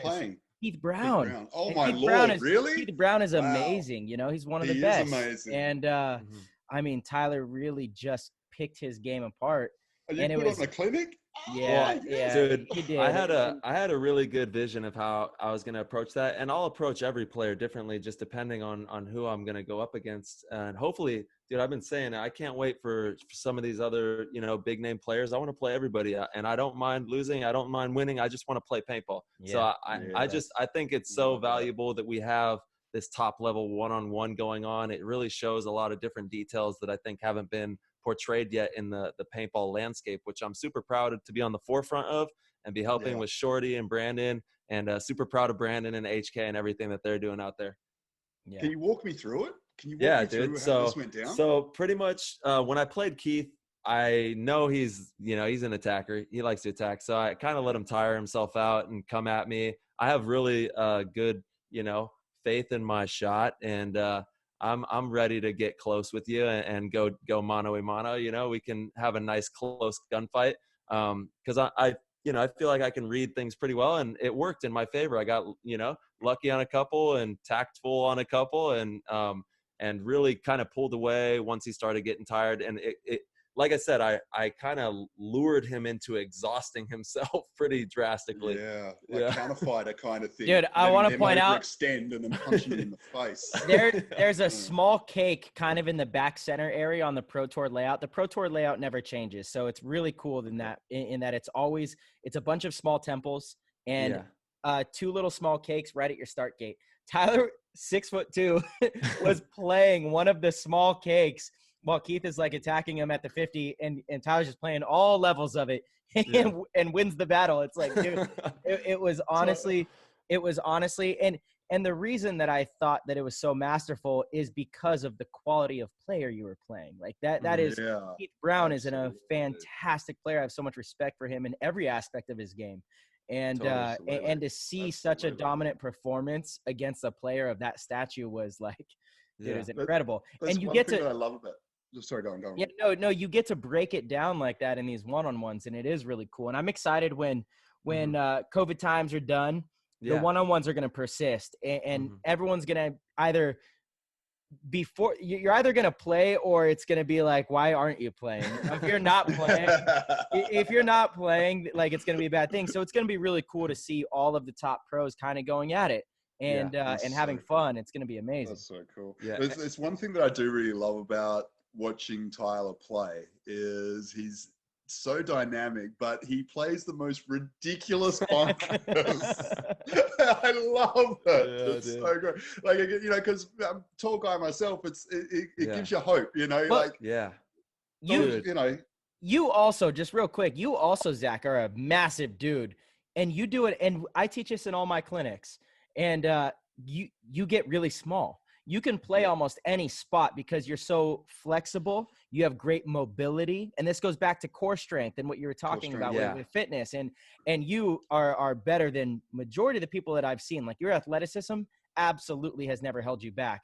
You know, and your size, you can get down so small. And so we see big guys all the time at these clinics, and it's like, hey, that's fine. You could use your height to an advantage, because guess what? You could get as low as the rest, but you can get higher than most. And, Mhm. and that's a big advantage if you can use your body to your advantage. For sure. Yeah, no, you're 100% right. You're 100% right. You know, like, you're just going to be able to fold up like a deck chair, you know, and be able, you know, get up on those stilts and get tall. You're dead right.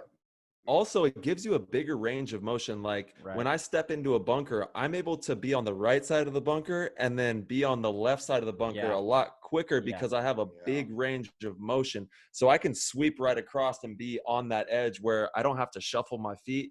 Like, you know, if you're if you're a shorter dude, you're going to have to do a little shuffle to get over there. I'm already like a, you know, a crane. You just transfer weight. You just transfer weight from one foot to the other. You're on the other side of the brick. That's right. It's like, oh shit. Tyler's shooting at me. So I can't tell you how many guys in there. Exactly. That's right. You know, they're like, where the hell is this guy coming from? And I get a lot of messages too from tall paintball players who are always like showing a lot of love, because I am one of the like few dudes I'm 6'2". And, you know, I'm able to, like you say, play these really unorthodox spots, but it's because of my training regimen as well. Like I train to be able to play that unorthodox style. I do do you do a lot of stretching and stuff like that? Or do you do, what's your training? What do you do for that? Yeah, it's definitely a lot of stretching. It's a yoga-based type stretching techniques. And then also, you know, just being really flexible and plyometrics. I do a lot of plyometrics to be able to get super low and then have that strength to get up quick. And yeah, it's just like being active. I just love being active. Obviously, we all love this. And that's about it. People think that it just happens. Like, oh God gave you that, or you know, whatever you believe in, gave you that body. And no, that's not how it works. You got to work for this stuff. You got to work for it. Yeah, absolutely. You know, and like what you're saying, core stability, hip mobility is the other thing. You know, if you're a tall guy and you want to get small, you better have great hip mobility. Yes, guaranteed. That's actually one of the areas that I work on the most is my hips. And then also the core, man. My core is, you know, I put it up there. It's solid. I'm ready to go. You know what I mean? I definitely work really hard to make sure that when I'm snap shooting, it's coming at you with rapid speed, and then I'm drawing back in with rapid speed as well. So it all comes from that core. It does all come from that core, 100%. You know, and I think another player who does really well with their core stability and everything is exactly who I was thinking. I was going. Yeah, I mean, he's a fantastic player. Sorry, I won't cut you off. He's an animal. No, you go. He is. No, it's amazing to watch him. The way he moves around the field is incredible, and it is all from core strength. He does a lot of rock climbing and stuff like that, which is kind of a full body movement. You got to have great hip mobility. You got to be able to get your legs up. People don't realize how much hip mobility is in rock climbing, but rock climbing is actually one of the best types of workouts and trainings I think you could do for paintball. Agreed. Agreed. Yeah. I actually need to find a new rock climbing place out here in Arizona. I had a really cool one in Modesto, like downtown where I lived. Nice. I would go, but I need to find a good one out here now. Nice. You do. A lot of people don't understand with rock climbing. They think it's arm based, and it isn't. Oh, your arms help anchor you. It's your legs that drive you. You know what I mean? Yep. And your grip, your hands, it's like everything. You know, you've got you're using, because you don't have big things to grab onto, so you have to evenly distribute all of the different weights. So you're using a little bit of each muscle in a way. And I'm no expert in rock climbing. I'm at probably am I. I'm probably below I'm below a beginner. Yeah, I'm below a beginner, so I won't go too deep into that. But it is fantastic. And as soon as your feet leave the floor, your core is active. That's right. Totally. I think people don't understand how easy it is to switch on your core. It's just they're being lazy doing it. Like to bring a lot of people I'm just going to go through this real quick. If you want to switch on your core, it's just bringing your belly button into your spine. Like, you know, say if a hot girl walks past and you want to, you know, suck in the gut. That's all it is. It's not like, you know, it's not real tough and trying to get it in. It's just bringing it in a little bit. And as soon as you do it, you'll notice your posture improve. You know, honestly, it is just so powerful. And if you can just practice that at home, if you're at work, driving the car, whatever, as soon as you think core, cool, just switch it on. Switch it on. Right. And it will come off. But then, you know, as soon as you think about, switch it on. You know, and you'll get to a stage where it's just a reflex, but it's just an automatic reflex, and it's just on all the time. I love that. And also when you couple that, what you're talking about, that awareness of your core, couple that with breathing. And then when you take those big breaths, it draws you up and it really just straightens you out and you feel aligned. You know what I mean? Yeah. When you Well, that's start because to, that's because the diaphragm is part of the core. So Yeah. people think that it's just transverse abdominis, Mhm. but the diaphragm actually plays a huge impact on core stability. And that's Mhm. why if you are doing a lift, we don't all the Yeah. way out through a lift. You hold your breath, you take the weight down, you hold your breath, and it's just and release at the top end of the movement. And Yeah. that'll keep you stable. It's when your diaphragm's contracting as you're trying to lift. If you're doing that technique in breathing, you're not going to lift as heavy. Gotcha. Dude, that's intense. Yeah. Yeah. Hey, Zach, obviously your fitness career, the way you train and the way you've built your athleticism is honestly second to none. You're just a total beast. Thank you. But I feel like I really want to talk about your time on Survivor because that's dope as well. and like, what are you kidding? I mean, everybody here knows Survivor. Survivor is such a famous show and it's so dope. And you had 2 separate runs. How did that even come about? How did you like? Damn. Was So this hold because- on. Not 1, but 2 times. Yeah, I played twice. Yeah, this guy missed 2 tournaments back-to-back years, and we were super bummed that he was gone. But you know, he was out in where were you? I think you were in Fiji. Fiji. In Fiji, an For island both of called them? Sabu Sabu. For both of them. Oh, Yeah. okay. Wow. Okay. Yeah. Let's And talk about I was that. bummed I was missing those events as well. I think you even won one without me, didn't you? You We guys did. were like, We "Oh, did. don't even need we did. We won the first one without you. That's right. I was devastated. Like, I was Yeah. such a mix of emotion. I was so stoked you guys won. I was so devoted I wasn't there. Yeah. Oh. But dude, what you were doing was amazing. Here, real quick backstory. So hold on, real quick. Hold on. Yeah, I'm gonna go. So go. obviously I go to Australia 4 times a year to play with you guys, and it's funny because we have a little routine. Often when we travel to these other countries, it's so business oriented. As soon as you land at the airport, you go to the field. You're at the field the whole time. You're walking the fields. You're watching games. You're playing games. When you're finally done, you go get dinner with the team. You have a meeting and you go to bed. You don't see anything. So I've implemented a mandatory breakfast. When we land, I'm off of a 17-hour flight. We land at 6 a.m. The rest of the guys fly over from Perth. That's about a 6-hour flight. When we land Thursday morning in Sydney, it's mandatory that we go to the Opera House, which is a landmark in Australia, in Sydney. You know, it's a beautiful place right there on the water in the bay. And you got the Sydney Harbor Bridge right there. We have a nice little breakfast together. We hang out as a team, and then we go to the field and we, just focus on paintball for the weekend. But we were walking around and people are coming up to Zach, here I am thinking I'm like the cool pro paintball guy, not very cool, obviously. And like, oh my gosh, you're from Survivor. Can I get a picture with you? They know him. This guy's famous in Australia. It's super dope. So you've built, I just want our viewers to know that your pedigree over there, actually, like you have, thank you. You've done so many different cool things. And that's what I think is spectacular. That's why I was telling Tyler, I was like, dude, this is gonna be one of the best shows we've had. I know, I love it. He's just awesome, amazing dude, a lot of success in different areas, and Survivor was one of them. So I want to talk about that because also the stories from there are insane.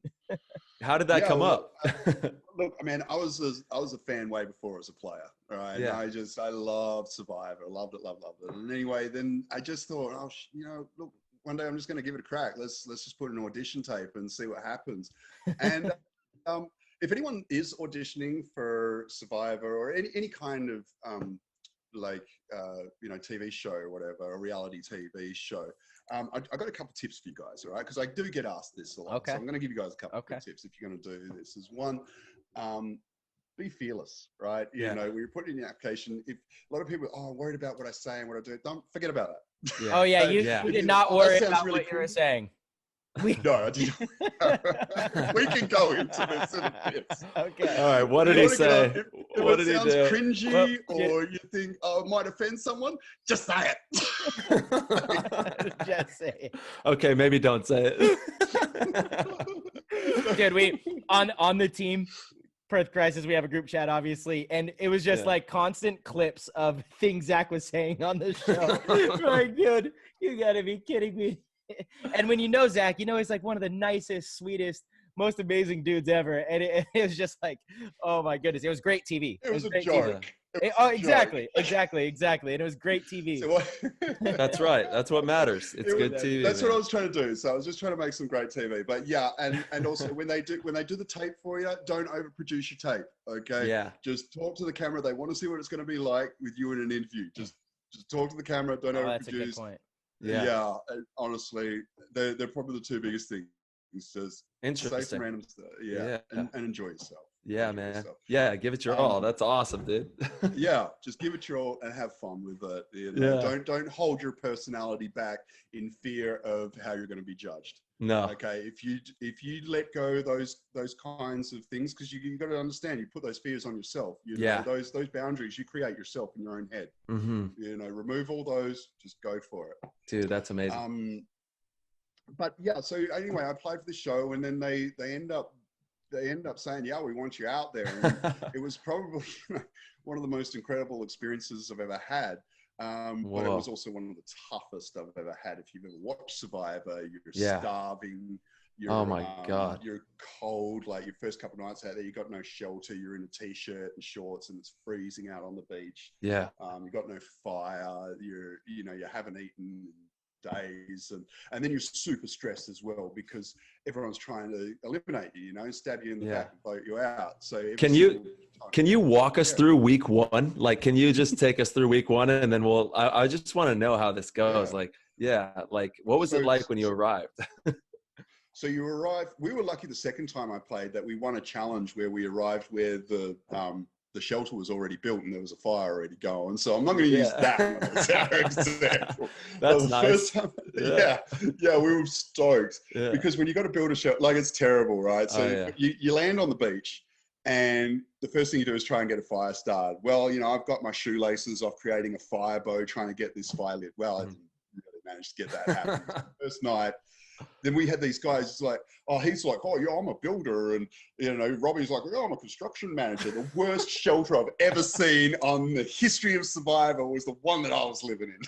Like, you guys should quit your day jobs. Yeah, I think everybody's a contractor, right? Like, like, don't you do this for a living? What is this? It wasn't even stable. I was going to fall over. Yeah. So we, that was our first night out on the beach. You're all huddled up and cuddling with each other. I was shivering, just holding on to, I think it was cuddling Heath, actually. He was going, I think we're going to die, man. We're not going to make it.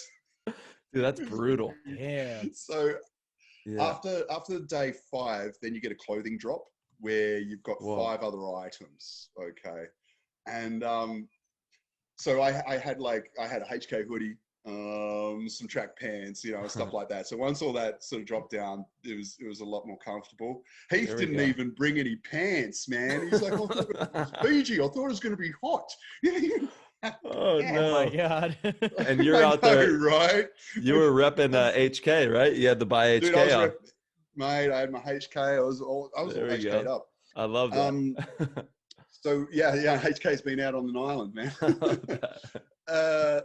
And then after that, man, like you've only got a really small amount of rations. So you get a small bag of rice and a small bag of beans, and that's got to last you. And then, so if you run out of food, that's it, you're done. And the problem for me is I get hangry. Yeah. It's probably the worst. Yeah, just like, oh my God, you guys are the same. Yeah, I do. You guys are the same. Did you get hangry, Tyler? Yeah. You guys are the same. It's bad, man. It's bad. You guys are the same. You guys are literally the same. Tyler, once you get fed, then you're okay. Oh, I'm an angel. Yeah, right? I'm an angel. Absolutely fine. But up until that point, you're a demon. It's bad. Right? Yeah. It's bad. Like, don't talk to me. I might actually eat your face. Yeah. So that was something that I struggled with a little bit. The challenges are just savage. So American Survivor, they're all like, oh, we're going to do some puzzles and we might have to go, figure out how. Australian Survivor, it's just like, no, we're going to make you, sit there and hold your breath while we try and drown you, and we're going to, drag you through the ocean and make you do all these like really savage, brutal things. Or they'll just say, oh, you're going to hold this urn. Like, okay, now what? I'm like, no, that's it. And you'll be standing there for like 2 hours. I'm just going to fall off, So holy shit, dude. That is crazy. just crazy savage. But what I got known for Oh, in my boy. first season, which is what got me onto the All-Stars. Which was the It was, second season. Which was the Yeah. second season. So then they had Survivor All-Stars. They brought Yeah. back, well, I was lucky enough to be invited to Dude, be an you're not All-Star. just the survivor. You're the damn all-star survivor gladiator, son. Let's go. Crazy, right? Yeah. I look back on some of this stuff myself. I'm like, what? Yeah. Epic. So I did make some comments about my female my female tribe mates. Is that and people that I was going against? So someone they asked me, do you think do I think that a woman could beat me? And I said, maybe in a dishwashing competition. Oh no. Oh no. Oh, no. That didn't go over well at all. And I was just a joke. I thought, it's going to be like, War of the Sexes kind of thing, which was big back in the 90s. Well, it turns out, no, that's just misogynistic and sexist. Yeah. So, which was news to me. I thought I was making a joke. Turns out it was funnier in my head. Yeah, they got you for sure. Dude, they they ripped. Actually, if you don't mind, you Zach, went viral. I would like to touch on this actually, because for a small portion there was a lot of negativity about you, but you knew who you were. You stayed true to yourself. You know that you're not misogynistic. You're not that type of person. I know you're not. Deep down, you have a heart of gold. You treat all people pretty damn well, pretty equally. What was your mindset when you were hearing all these people say negative things about you? How do you persevere through that? Because a lot of people deal with that, even if it's just in their close group. There's a lot of people that feel like they're getting bullied because there's a lot of bullies out there. That's just the way life goes, and you have to be able to have thick skin. So, absolutely. Look, emotional intelligence is probably one of the key things that you must have in today's society. I think that it's just so savage out there, and especially if you want to be on reality TV, you better have a thick skin, okay? Because everyone's coming at you, and they come at you with all these fake profiles and stuff like that, all their anonymity, and you're sitting there just copping it. You just got to take it on the chin. And for me, it was really rough. They were messaging my partner, saying that that she should be ashamed of me, messaging my stepkids saying that your dad's a piece of shit, you should be ashamed of him. Emailing my work saying they were going to boycott Revo if they didn't fire me. People full trying to ruin my lives, all because I said that a woman would only be able to beat me in a dishwashing competition. And honestly, that's all it was. I didn't say I hate women or women suck or anything like that. It was just a joke.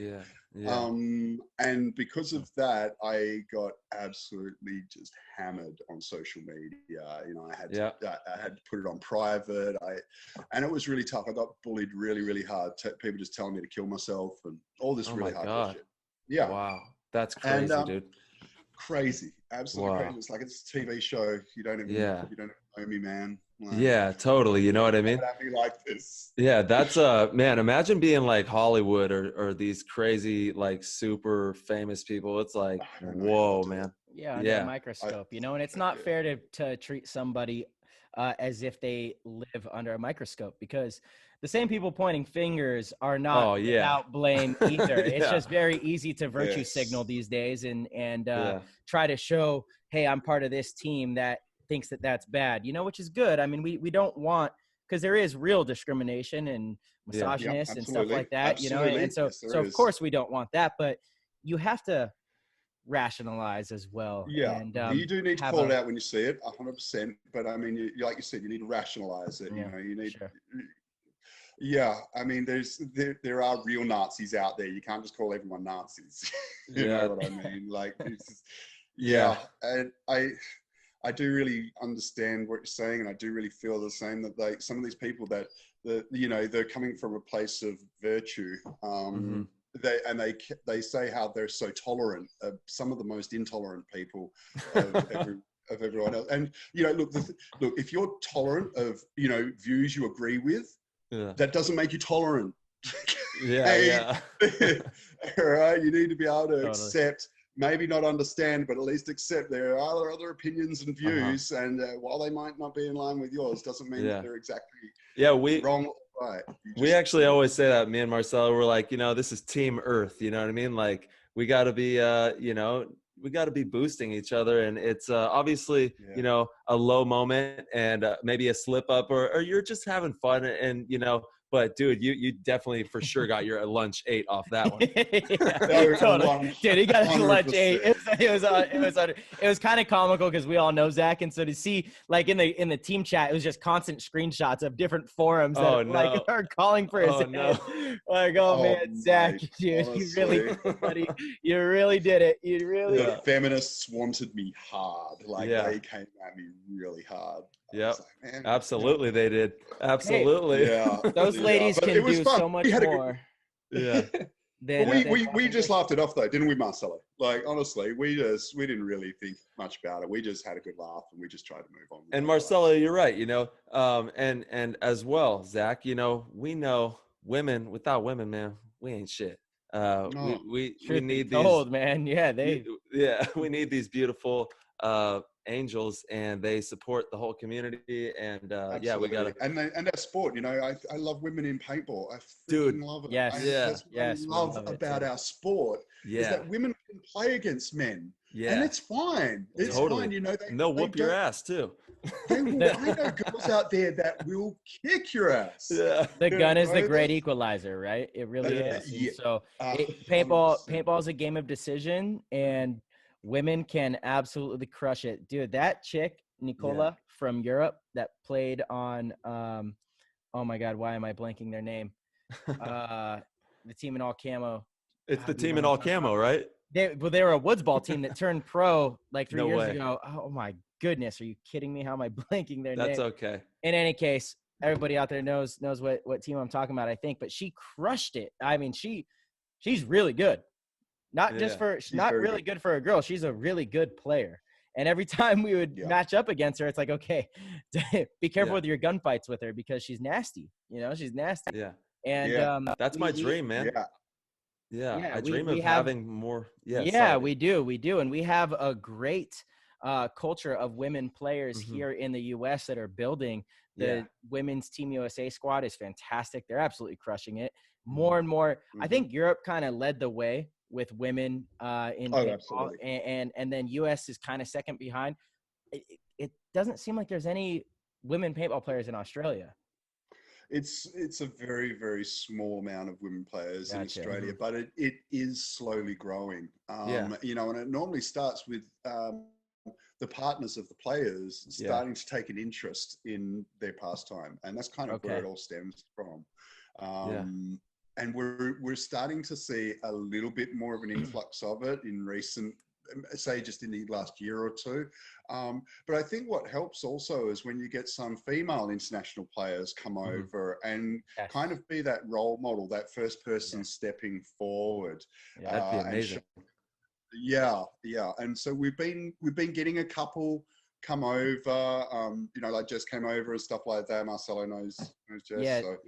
Jesse Milo. And then B actually came, you know, like 10 years ago and did a great job. I wish B would go over there more now because she's done a great job of really pushing the sport. And now she's moved more into the role of trying to nurture that type of stuff. So I would like to see her get over there. Right. One of the coolest stories that we have from this show is that one of our listeners was listening to the show with his girlfriend or his wife, and then she got into paintball, and now she's playing paintball, and they're like going out and playing. It's just like, we're like, man, that's amazing. That is an incredible story. I love that, man. Yeah, dude. You know, because I think as paintballers as a whole, you know, we've been in this international community for so long. Our, you know, grow the sport has just been a hashtag that's been around just forever for us. You know, we all just want to make paintball as big as possible, and hopefully one day in the Olympics would just be freaking amazing. Dude, yes, I mean, absolutely. Some of the sports they've got in the Olympics, come on. I know, man. Paintball, they got BMX now. I mean, I feel like that's the gateway drug. There we go. Into extreme sports, going into the Olympics. We got BMX. Like, let's go. Yeah. It's a very, and they have other gun sports in the Olympics. You know, there's a lot of gun sports in the Olympics. I think that it wouldn't be too far-fetched to have paintball make a debut in the Olympics and have people from all over the world debut, the beautiful people that we have all over this amazing earth playing paintball in that type of a platform. Dude, that would be a dream come true. That'd be so crazy. I don't know how far away from that dream becoming a reality is for us. You know, I do hope that it's within my lifetime, because I would really love to see that, man. I know, man. We got to do it. If it's going to be, it's up to me, man. We got to make it. We got to create it, you know? Absolutely. You guys are definitely at the forefront of it. You know, if anyone's going to make it happen, it's you boys. 100%. Yep. Play the game. That's the what plan. it's all about. Yeah, play the game. And, you know, even if it's not in the Olympics, we can carve out our own space as a paintball community. And in this day and age with the internet and the possibilities in the online world, we can reach more eyes than the Olympics ever even thought of. Truly, as a matter of fact. It's very true. And so, you know, maybe we don't make it to that stage, but there's many ways and avenues that we can become very big time and have players playing in front of millions and millions of people. And, you know, we can build it. We could build it on our own. Go ahead. No, you go ahead. I'm done. Yeah, no, look, I think we all dream of that when we go and there's, I mean, I'm not talking about Super Bowl kind of numbers, but I'm talking about, you know, a decent amount of people who actually go to an event to watch paintball, you know, and having a decent spectator base that, we've come to watch the paintball this week. Oh, what are you guys doing this weekend? We're going to go watch the paintball. Yeah. You know, and you know what? It's going to start with us just building arenas around the country. That's the first thing that we have to do. There has to be arenas that we build, like a Northern California arena, Southern California arena, a Texas arena, a Chicago arena, a New York arena, and a Florida arena for America. You build those 6 or 7 arenas, and then every week or whatever, you're like, okay, it's a paintball week. You know, everybody goes to the arena, watches the game, and it brings in numbers. You got people that really get into it. You have the stories. We create superheroes in those areas, and then we just nurture and boom those arenas. Yes, create superheroes. Let's keep pushing that, dude. I love that. Again, like Zach, that's honestly what you've become over in Australia with Gladiator, Survivor. Like you're kind of this like figurehead, you know, and that is what we have to do with all these with this sport, right? And that's what people do with every sport. You create superheroes. Bottom line. It is. It is. It's the characters. I mean, we follow players. You know, we love our teams and everything, but we follow players and we identify with certain people. Yeah. And you're right. It's building those relationships and, you know, having that mission and that statement that people can, you know, connect with. And you're 100% right, Marcelo. Yeah, totally. You too, Tyler. Like building superheroes. Totally. And having those. Yeah. So, hey, I gotta know what was the craziest thing that happened out there on Survivor? Like, give me a couple of the craziest things that happened. Top of the list stuff. Let's see what we got. Top of the list stuff. Yeah. Man, he's already laughing. It's gonna be good. So this one, we got this producer. Okay, every morning, there's always cameras around, okay? Cameras 24/7, even while you're sleeping. But we'll go to one camera rule during the evening. There's only one camera because there's not much happening, right? So the producers all come in around about, I'm guessing it's around about 6:37, something like that. We don't go watch it, so I don't know. But they're coming in and they, you know, the cameras and stuff start coming in. And then they hang out and they get set up. And then they'll normally say, okay, so today is a challenge, okay? Or you got nothing on today. And you're sitting there waiting. If they say today's a challenge, you've got 20 minutes to quickly eat, get your shit together, and then you've got to get out there. Oh, wow. So anyway, they come in, we're waiting, we're sort of anticipating, okay, it was a challenge today and that. Anyway, Grant comes in, and Grant's this slight producer, a little bit feminine, really nice guy, and he's always super nice and super polite. Yeah. Well, this time he's pissed. I don't even know why, right? He's just, you can see he's angry. Yeah. He walks up, he's like, guys, come here. Guys, come on, bring it in. I'm like, oh shit, okay, this is serious. So we walk in, we're all there, and he's like, look, I don't know who's done it, but someone's taken a shit on the path. It was you. Like, no. So because there's a path that goes to the water well, we're like, what? No way. So anyway, I grabbed John, like, we're going to go check this out, man.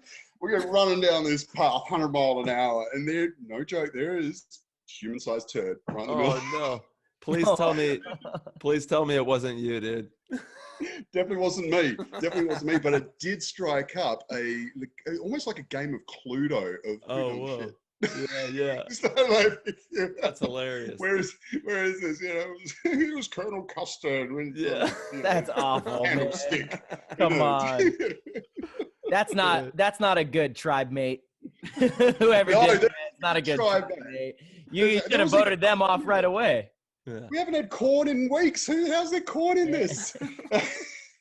Dude, he made a statement. He or whoever, he or she made a Hey, statement. that means it was one of the Oh, producers. Possibly. Oh it my could've been. goodness. Are you because kidding? If there's they- like corn and you guys didn't have corn, it was one of they were setting it up for the show.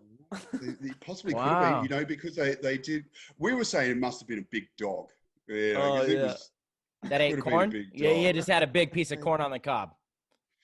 His dog- who would the- take a dump on the water path though? Like, I want to walk through there in the middle of the night. I don't have a torch. Could have stepped in that. no. Exactly. I think that was the plan. It's landmines. I think that was the plan. Dude, not just any path, Exactly. the water path, the one path Oh. that you have to go. Zach, if you so I know Survivor is a little different than what people might think the name represents. It's more of a game show. Like you go there to compete in different obstacle courses and games and stuff like that. You are surviving as well. It is very you need a lot of survival skills, but much different than something like Naked and Afraid or some of the other Survivor places. No, yeah. If you were stranded on an island and you could have 3 things with you, what would they be?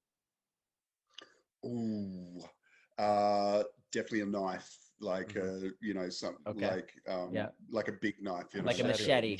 or something, like a machete or something. Because honestly, a tool like that was invaluable. If we didn't have a machete, it would have sucked. Something to cook in. Super important kind of as pot? well, like a Alright. pot or something like that, something to cook in, and decent footwear is the Not other a thing. fire starter? You're going to trust that you can do it with the sticks? You're going to trust that? Yeah, I can do it with Oh, sticks. boy, man. you're one of those. No, I Oh, learned. boy. No. Oh, I've got boy. the sticks. Yeah, I don't know, yeah, dude. I got the You sticks. can make footwear. You can get some nice leaves, bamboo leaves, something like that. Some bamboo Dude, leaves. like, bro, come I'll on. keep my dude, banana leaves. I'll keep like- my morel hiking boots. Thanks, mate. You can have your leaves. Dude, I don't know, man. I think you need fire, dude. If those sticks are a little moist, you're host. Man, you're already out. You wouldn't No, survive. What a phony. True. Yeah. What a phony. But you're dead right. Though Survivor isn't so much about being able to make fire and that, is more it is about building relationships and voting other members out. Totally. It's a game. It's a game. Yeah. It's a game, and the thing is just like paintball, Survivor is built on relationships and how well you can, I suppose, I don't like the word manipulate because it's not what you do, Navigate. You got to navigate the different situations correctly. Yeah, man. You got to understand where you stand with certain groups, and you have to, you have to be a good relationship builder. And influence. You need to be able to influence people. Yeah, you do for sure in that game. Interesting. Yeah, get people to be thinking you're aligned, because the problem is with Survivor, you've got like another 20 different people with 20 different ideas on their road to the end game. Yeah, totally. And so just trying to align yourself, it's so difficult. And at the end of the day, there's only one winner, so everybody is looking out for themselves. It's not really a team game, so there is a little bit of manipulation going on, and for sure. There's a lot of you don't have to, like, you're trying to win the game. Look, in professional paintball, we're trying to manipulate the other team all the time. Hey, you think we're gonna do this? Yeah. Wave my fingers over here, put the jab over here. Well, boom, we're coming over there. So there's nothing. You're right. There's nothing wrong with distraction. There's nothing wrong with a little bit of manipulation in a game, in the sports atmosphere. In your regular life, that's a different story. But you're playing chess out there. You have to be. So that's right, man. Damn, dude. Yeah, Zach, absolutely. Listen, man. Unless Ty, I'm not sure if you have any other questions. No, I mean, maybe just a little bit of advice for people who want to climb the ranks the way you did. Like, what would be some advice to get into where you've gotten? Yeah, sure. Work ethic beats everything. Straight up. Look, hard work beats talent every day of the week. So don't worry about, that guy is so great, he's just naturally talented. When talent doesn't work, hard work beats talent every fucking time. So just just work your guts out. Okay. The drills are super important. I know we all love playing games. I know I love playing games too, but the drills are just so important. Yeah. And I'm not talking about just snap shooting drills. I'm talking about like situational drills and stuff like that. Yes, just super critical. Mm-hmm. Obviously your fundamentals are important as well. I'm not discounting that, but you know, those situational drills, you put those together, then when you are in those situations, you don't want to be learning on the field. Is what I'm saying. That's right. Okay. You want to already have that, you know, set. So it's just natural reaction. You don't even need to think about it. Totally. So do those. Align yourself with the right people. Yeah. Is super important. If you've got someone who's toxic, who, you know, or you're in a group that they're not going anywhere, you've got to align yourself with people who have the same mission as you. You know, if your mission is to play pro and be successful, be on a team with other people that want to play pro and be successful. Don't go play with people who are just interested in getting out there on the weekends and having a laugh and having beers afterwards down. Because that's not going to get you to where you want to be. Totally. And prioritize. You know, prioritize with what's important, what's going to get you to that level. Absolutely. I was just going to say, it's not going to get you there. Yeah. Let it go. Totally, man. Hey, dude, take notes, people. Seriously. Absolutely, man. Zach, look, man, we just did over 2 hours, dude. I just love the relationship that we've built. I could talk to you for hours. I think Tyler too. Like, this has been amazing. You're one of the most honest people that I've ever met. You just truly are unapologetically yourself. You're a good dude. You got a lot of amazing things going on. I follow your page, both of your pages actually, on Instagram for inspiration. I get a ton of different workout advice, diet advice, all sorts of stuff. We didn't even get into that. Maybe we will next time you're on, about how to manipulate your diets and all that kind of stuff to maximize your performance. Where can people find you and keep up with you and maybe get some great advice for themselves? Yeah, absolutely. Like, if you want to follow me on my Instagram, it's just Zach Kozerski. If you want to follow my Facebook, same as well. For my fitness stuff, it's ZK Tac Fit. So check that out. It's on Instagram as well. But look, I'm super open. I always try to answer any comments or any questions. I really try to stay on top of that. So any of you guys want to have a chat with me, you just want to mess with me, or you just want to comment on any of my stuff, I'm going to do my very best to get back to every single one of you guys. I really do appreciate, you know, all the support from everyone out there. I have the best fan base on the planet, and I love you all so much. Dude, love that. And just so you guys, second best to play the game, fan. That's right. Yeah. Yes, maybe you could get some of our amazing fans now. I would love to get some of your amazing fans. You guys are awesome. You know, thanks so much for having me on the show, man. Hey, like, I love you guys so much. Tyler, it was so wicked to finally meet you, brother. Yeah, I love you too, brother. Heck yeah, man. Mad love. Man, I've been following you for years, and it's just been so awesome to finally hang out. And March, man, you know, geez, it's been ages since we had a chat, so just really cool to catch up, brother. I can't wait to get out to Australia and hang out in person. We'll have some fun times out there. And just so everybody knows, his Instagram, that's ZACHKOZYRSKI. So that's how you find him on the Instagram. Do a little rewind so you can get all that and log in and get on that IG. Check that out. Absolutely. And then your fitness one was, one more time for the people? ZK Tac Fit. Perfect. TACFIT. Z-A. Awesome. Yep, TACFIT. Yeah, Z. Our guys, we don't know what Z is, dude. It's a Z. It's a Z, not a Z, okay? It is a Z. Z is actually 3 letters. That would be ZED. So just so you guys know down there, Z would be 3 letters. ZED. This is something that we do agree on. That is one thing that we do agree on. Hey, we agree on a lot. What the hell? We do agree on a lot. We have a lot of similarities, a lot of similar perspectives. We do. It's been an honor, and dude, we truly appreciate you. Can't wait to have you on again, and we'll shoot the breeze and have some more fun times. And you stay safe out there, all right, dude? Awesome. Thanks, guys. Much love. Peace. All right, much love. Peace, brother. That was so fantastic. We can't thank Zach enough for taking time out of his day, all the way from the other side of the world, down under in Australia, to come on the show and share with us just some really great stories, what it takes to reach the top. He is somebody who has obviously reached so much success. You guys heard his stories. Just an amazing person. One of my good friends. Truly love the guy. And yeah, that was a fantastic episode. We hope you guys enjoyed it. If you did, we would really appreciate if you head over to ptgpaintball.com, checked out our website. We've got a ton of merch on there. You guys can also become a supporter of the show. Our Patreon is on there, and huge shout out to all of our Patreon supporters. You guys are absolutely amazing. All of our Patreons do receive 20% off all Play the Game merchandise, and you get a little bit of inside access to upcoming shows, and we're trying to work on some more cool things for you guys so that you have some extra perks. We can't thank you enough. You are a major part of this show and the entire experience for the paintball community. So major shout out to you guys. Our website was brought to you by Rusty Glaze. Rusty Glaze does an amazing job building websites. He owns a company called Constant Pursuit. You guys could actually check out constantpursuit.com. If you own a field or are starting your own business or doing anything of the sorts, it is probably going to be very advantageous to have a professional looking website. Rusty's your man. If you guys are interested, again, you could see what our website looks like. You could check out his. If you need anything, make sure to contact him. He is your guy. All right, everybody.